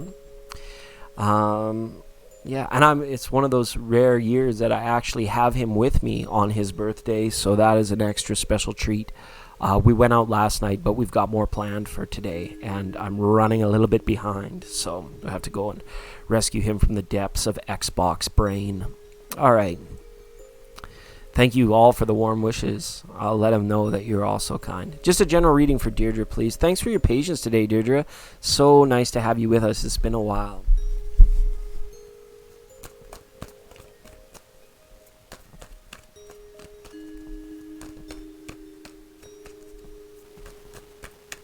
General reading, please, for Deirdre for October.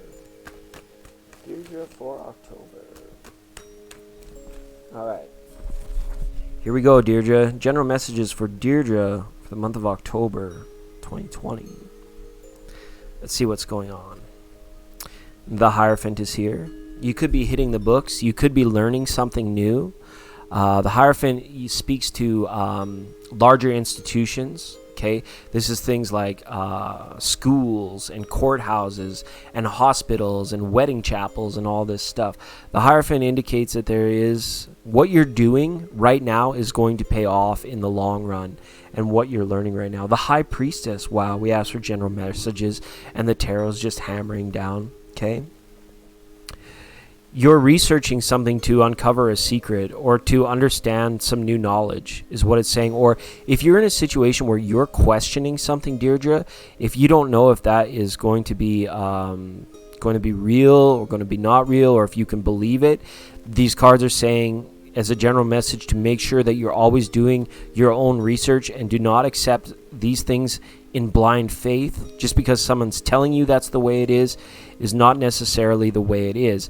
And you have to figure this out on your own. It's very important for you through the month of October to see both sides of things. People in charge will tell you a story, but they may not in essence be telling you the story or the entire story or the whole story. And that's why the Hierophant is kind of there being like, I got your back in this. There is a wealth of information. There is a wealth of opinion. There's a wealth of editorial. There is a wealth of previous research on these matters that can point you or guide you in the right direction. Perhaps this has to do with the psychology of a relationship. Perhaps this has to do with what can I do to improve my knowledge base, to enhance my career. I see you kind of like, I want to say hitting the books hard, but maybe it's just like hitting the internet hard and learning more about something, because this month the general messages here is like complete presence of mind. The King of Swords and the Hierophant here is just like, you're going to be learning something in the very near future, Deirdre. You're going to be teaching yourself something. You're going to be going through a process of a do-it-yourself type of process where you're going to be understanding more and seeing things a lot more clearly. Again, it goes from this secretive nature of the High Priestess to going to people that are experts in the field of the question to be able to see things clearly. And I really like this energy for you, because it feels as though you cannot kind of wander in this energy of maybe that's true, maybe that's not, for too much longer. And it can be very tough, because if this is a matter of like general spirit messages from spirit coming in, you know, you get stuff of the Christian faith, you get stuff of the Hindi faith, you get stuff of people that have found clarity in the New Age from this process, and there's people that claim that they've found New Age clarity from that process. And then you might be there being like, I want to do all the processes, I want to try them all, I want to do all this sort of stuff out. But it's saying, in essence, maybe get a validation of spirit through clarity. Get it first and foremost, and then pick one thing, do a deep dive into it, because it's not like these other things are going anywhere else. Or I don't really feel that you're needing to achieve any more balance in your regular life. This is about trying to figure things out about like matters of spirit, matter of the soul, matter of like what happens to us, into the next life and after the next life, and what do the past lives mean, and all this kind of stuff. Be careful from trying to barrage yourself from too many answers, from too much, all coming from the one place. Saying pick one. You don't know, but applying yourself without distraction or without trying to balance it against something else can give you the clear path that you're looking for, can give you the clear message that you're looking for. All right, they're very powerful cards, the Hierophant and the High Priestess. They're almost at odds with one another, being like, you need to believe it this way, but there could be secrets there. They're not giving you the whole story. Whereas this person is saying here, look at it from Deirdre's point of view. Look at it. The answer is right there before you. It always has been. All right? So seek it in a way where it makes sense to you and it provides clarity, even if it means dismissing other old beliefs or dismissing other old understandings that you used to have. And it might be fearful because, oh no, that particular way of doing things contradicts this particular way of doing things, and that might be the way my mom or my dad or my sister always told me to do it. And that can be a little shaky, that can be a little bit fearful at times. But be brave. The Nine of Wands is saying there, don't worry, no one's going anywhere, nothing is at risk of disappearing, or it's not like these millennia old truths are going anywhere tomorrow. It just means we have to find them out at the source, directly where they are. So maybe rather than listening to some joker on YouTube like me, or like to these people that have recently become famous in the New Age from spewing or spouting out all the information, maybe you go to the person that they went to for their understanding, and then they didn't put their own spin on it. So rather than, listening to, I don't want to give any bad examples because I don't want to throw anyone under a bus here when they're just trying to do their own thing. But you can go back to books and texts and teachings that are centuries old that do not have the spin on them, okay? And you actually take it right from source.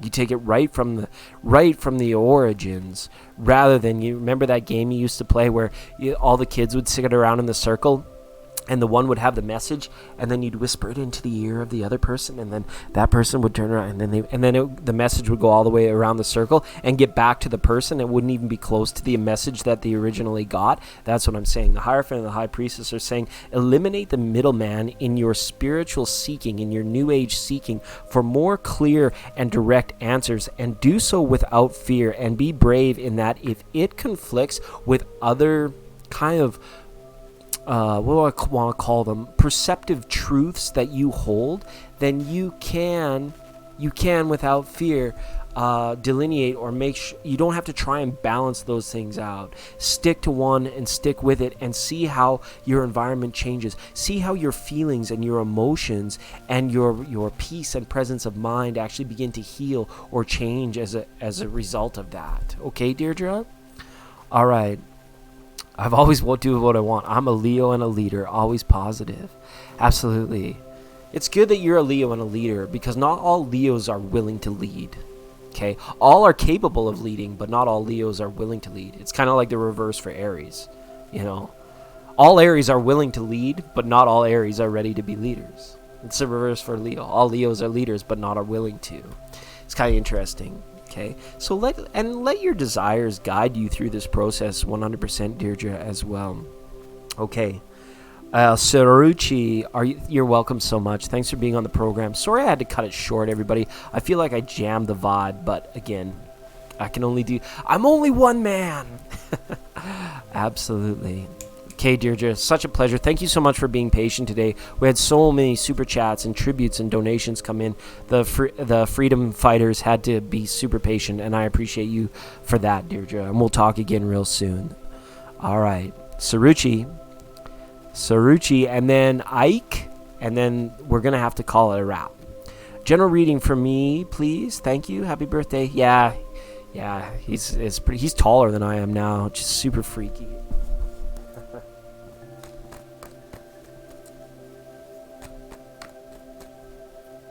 General reading, please, for Saruchi. General messages for Saruchi. Saruchi, thanks for signing up for membership. You don't have to wait anymore, do you? You don't have to. You don't have to. Only them super chatters are the only ones that can jump in front of you now. We've got 9 of Cups, fulfillment. The test is over. The test is done. What's next? The Prince of Swords. The Knight of Pens. All right, you said you were going to be writing those essays down now. You've been given a little bit of breathing room, time to relax on this. So, in doing these things, I would say make sure you don't rush this process. Make sure you're taking all the allotted time that you're given. Don't be hard on yourself as well. Lots of swords up here. We know from talking to you throughout the history of our connection here, Saruchi, that you tend to overthink things a little bit, sometimes too good and sometimes to ill. All right, so be mindful of what your mind is doing at this time. It feels as though with the weight of the exam and the test being off of it, the mind has been given a little bit of room to like swim around and to breathe. But if you try and keep wringing out that dish rag of like, my goal, my future, my mind is gonna get me there, you could be putting yourself under a lot more stress than what is meant to be here. All right, take the advice of the 9 of Cups and bring the balance. The general message for you is go do something very pleasing that has nothing to do with your future. Absolutely nothing to do with your future. If you have 100 essays to write, before you get started, before you even jot down the first sentence or the first line of the first paragraph, you got to go do something for you. Something major, something perfect, something that completely caters to that whole other aspect of you. Because there's mind, body, soul, and spirit. And if we're too locked up in the mind, if we're 75% or more mind, the emotions, the heart, the spirit can tend to suffer, and it can throw us into a little bit of imbalance. We've got Queen of Swords, we've got the Knight of Swords, we've got the Two of Swords. Make the decision to find the balance by treating yourself to things that make you happy, that exist in the present moment and not in the future. Guess what? The old adage goes, there's lots of time for the future to happen. There's an unlimited amount of time for your future to happen. You've got to let go of the wheel. You've got to let the winds sail your boat around so that you can find unhidden treasure. You have to go off the beaten path sometimes in order to really find some true fulfillment and some true happiness, right? 100%. Saruchi, the Two of Swords being up here is like, yeah, you got lots of time. You got some decisions to make, and you got to figure out how you're going to formulate these essays so that they're perfect expressions of your mind, perfect expressions of where you want to go and who you want to be. But before you even get started, the 9 of Cups is saying here, if you do it from a place and you're not fulfilled, if you're not sustained, if your heart's not in it, you would struggle more in trying to do these to a level of perfection that you want to do them. It's like feed my belly before you feed my soul. I always like to put some substance, whether it's a bagel or whether, before I come on and talk about these kind of etheric and spiritual things, I need to have some sort of substance. In today's case, it was espresso. And so that I could be here in a place of, can you imagine if I just sat here doing readings all day? And all I cared about was, making the channel grow and making it worth my time and making it so that, it was good for me and nobody else, right? that would be like the parallel of what I'm trying to draw for you doing to yourself. It would be very hard to make it successful. It would make it very hard to be fulfilling to do it in that way. And that's why I'm saying you need to treat that part of yourself that doesn't give a shit about how well you do in your life, because how well you do in the 80 to 100 years that you have here on this planet, at the end of the day, you're at a place, at a channel where that doesn't mean SFA, which is an acronym for sweet fuck all. It really doesn't mean it. And until you start attending to these sorts of things, it can be a real struggle. And I have to be increasingly hard on you, because you know what? I'm not going to have this opportunity in 100 years to give these messages unless they find some sort of AI thing where you can keep watching them on the replay or something like that, right? All right. So yeah.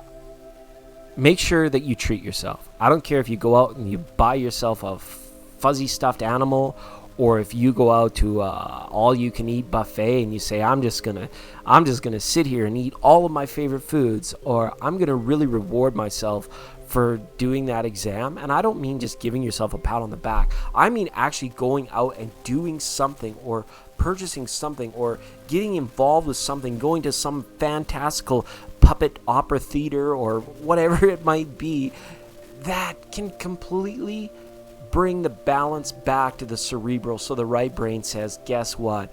Biology, mayonnaise, all of this stuff that I've been so heavily focused on right more, I actually am in control, and I'm going to set that up on the shelf, because today I want to have oysters and cheesecake, or I want to do this, I want to do that, I want to go out and watch the Chippendale dancers, or whatever it is that you decide you want to do. All right, 100%. Okay, that's the general message for you. It's mostly in the history, but the mind wants to dominate, right? You got to put it back in its place, okay?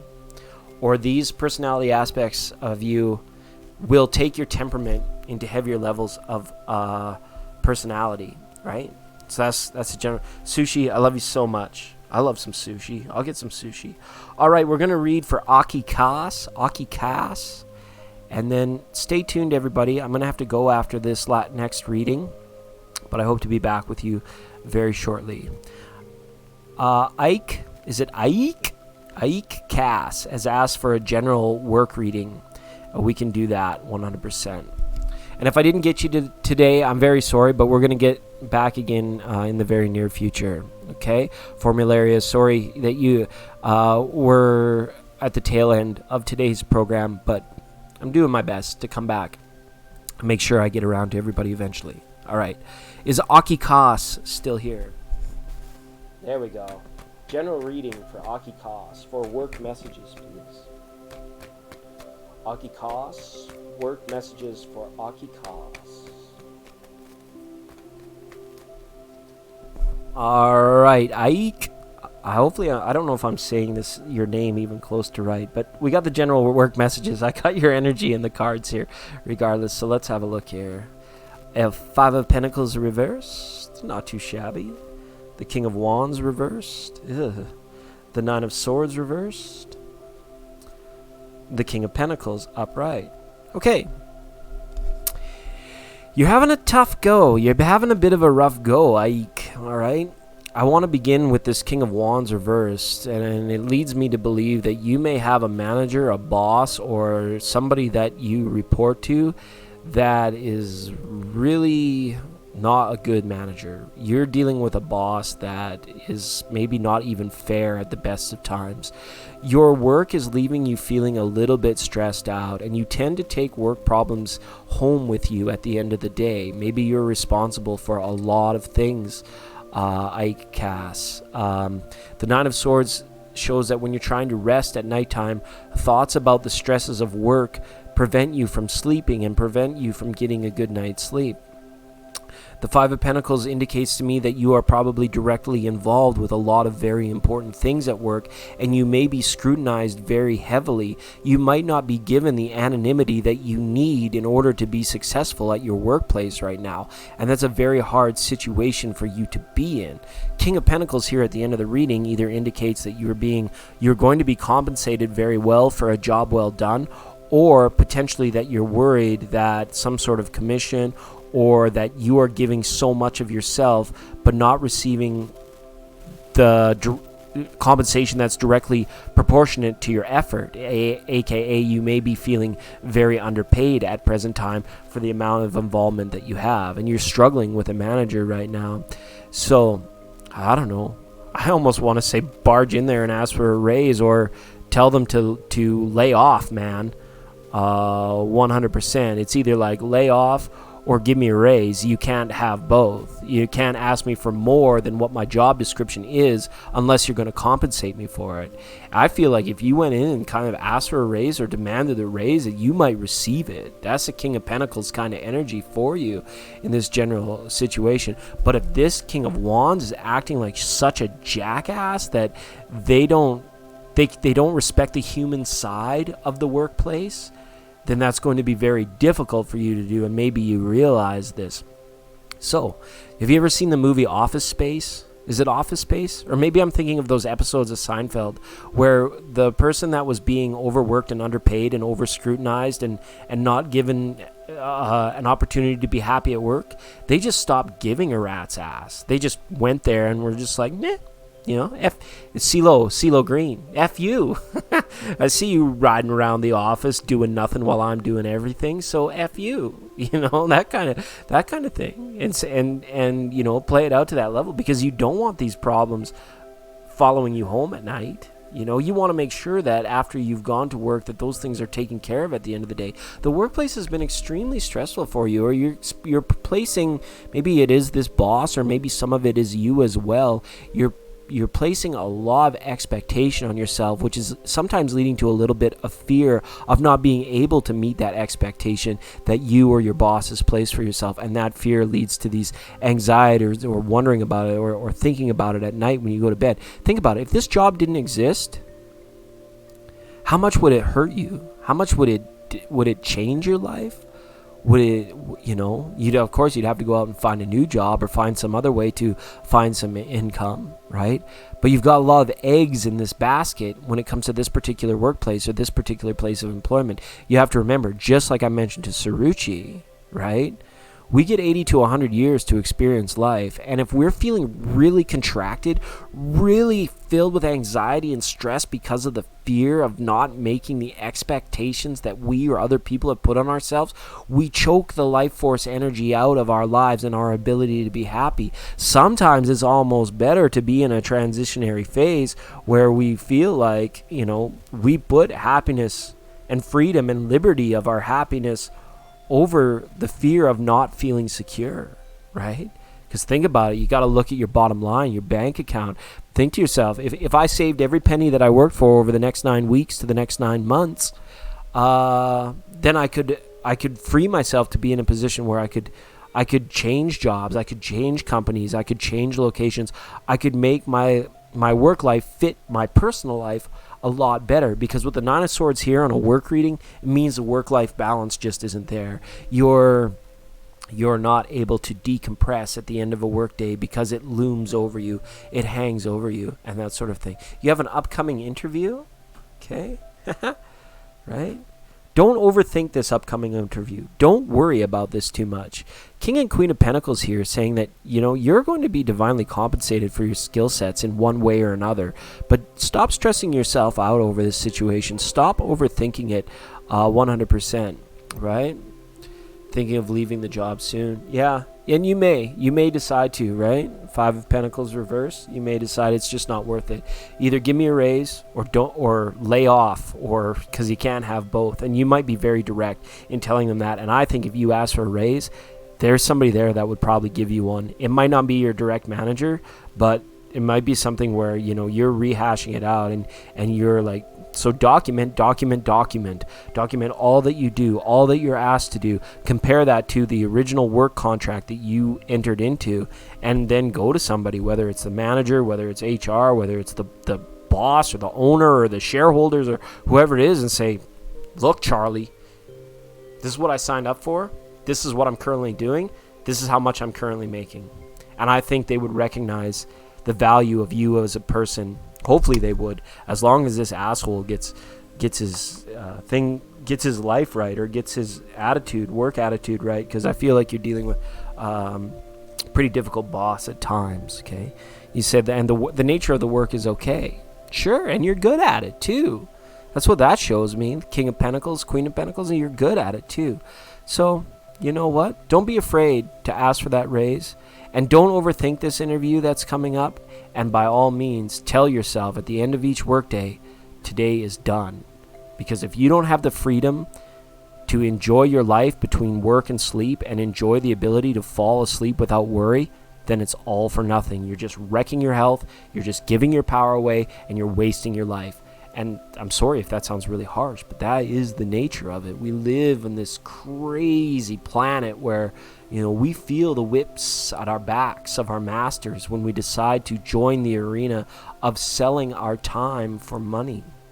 And we hope everybody eventually finds their way out of that arena, but it happens with things like spiritual awakening, deeper understanding, a level of benevolence and a human caring ability, and to be able to let go of the idea of needing to, what was installed back in our parents' generation, keeping up with the Joneses or being successful. Was it Krushni Sri Rama? I don't know. They all have their funny names.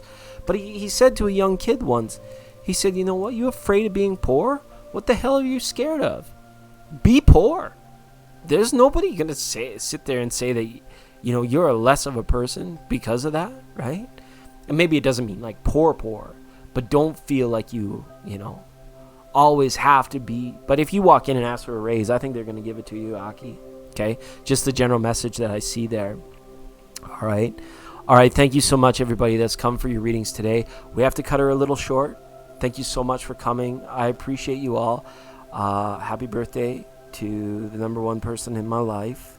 So good. And thank you all for understanding. For those of you that did not get a reading today, please stay tuned. We might be back later tonight. I have a lot of homework to do as well.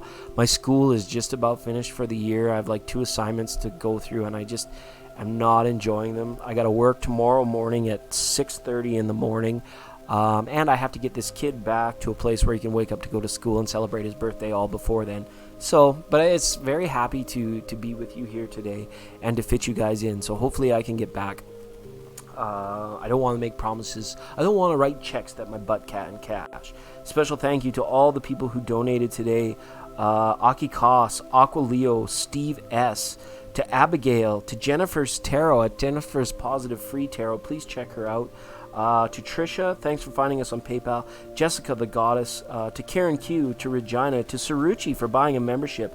Scarlett, who unfortunately we missed today, and as well to Mahalia. It was a pleasure to be here with all of you today. Thank you so much for coming. Thank you so much for being you. And remember, wherever you go, that's where you are. Wishing the best in peace, prosperity, joy, bliss, abundance, and happiness. May it follow you through every moment in space and time, through all moments of your day. Okay, everyone. Love, knowingness, and bliss. We'll see you all again real soon.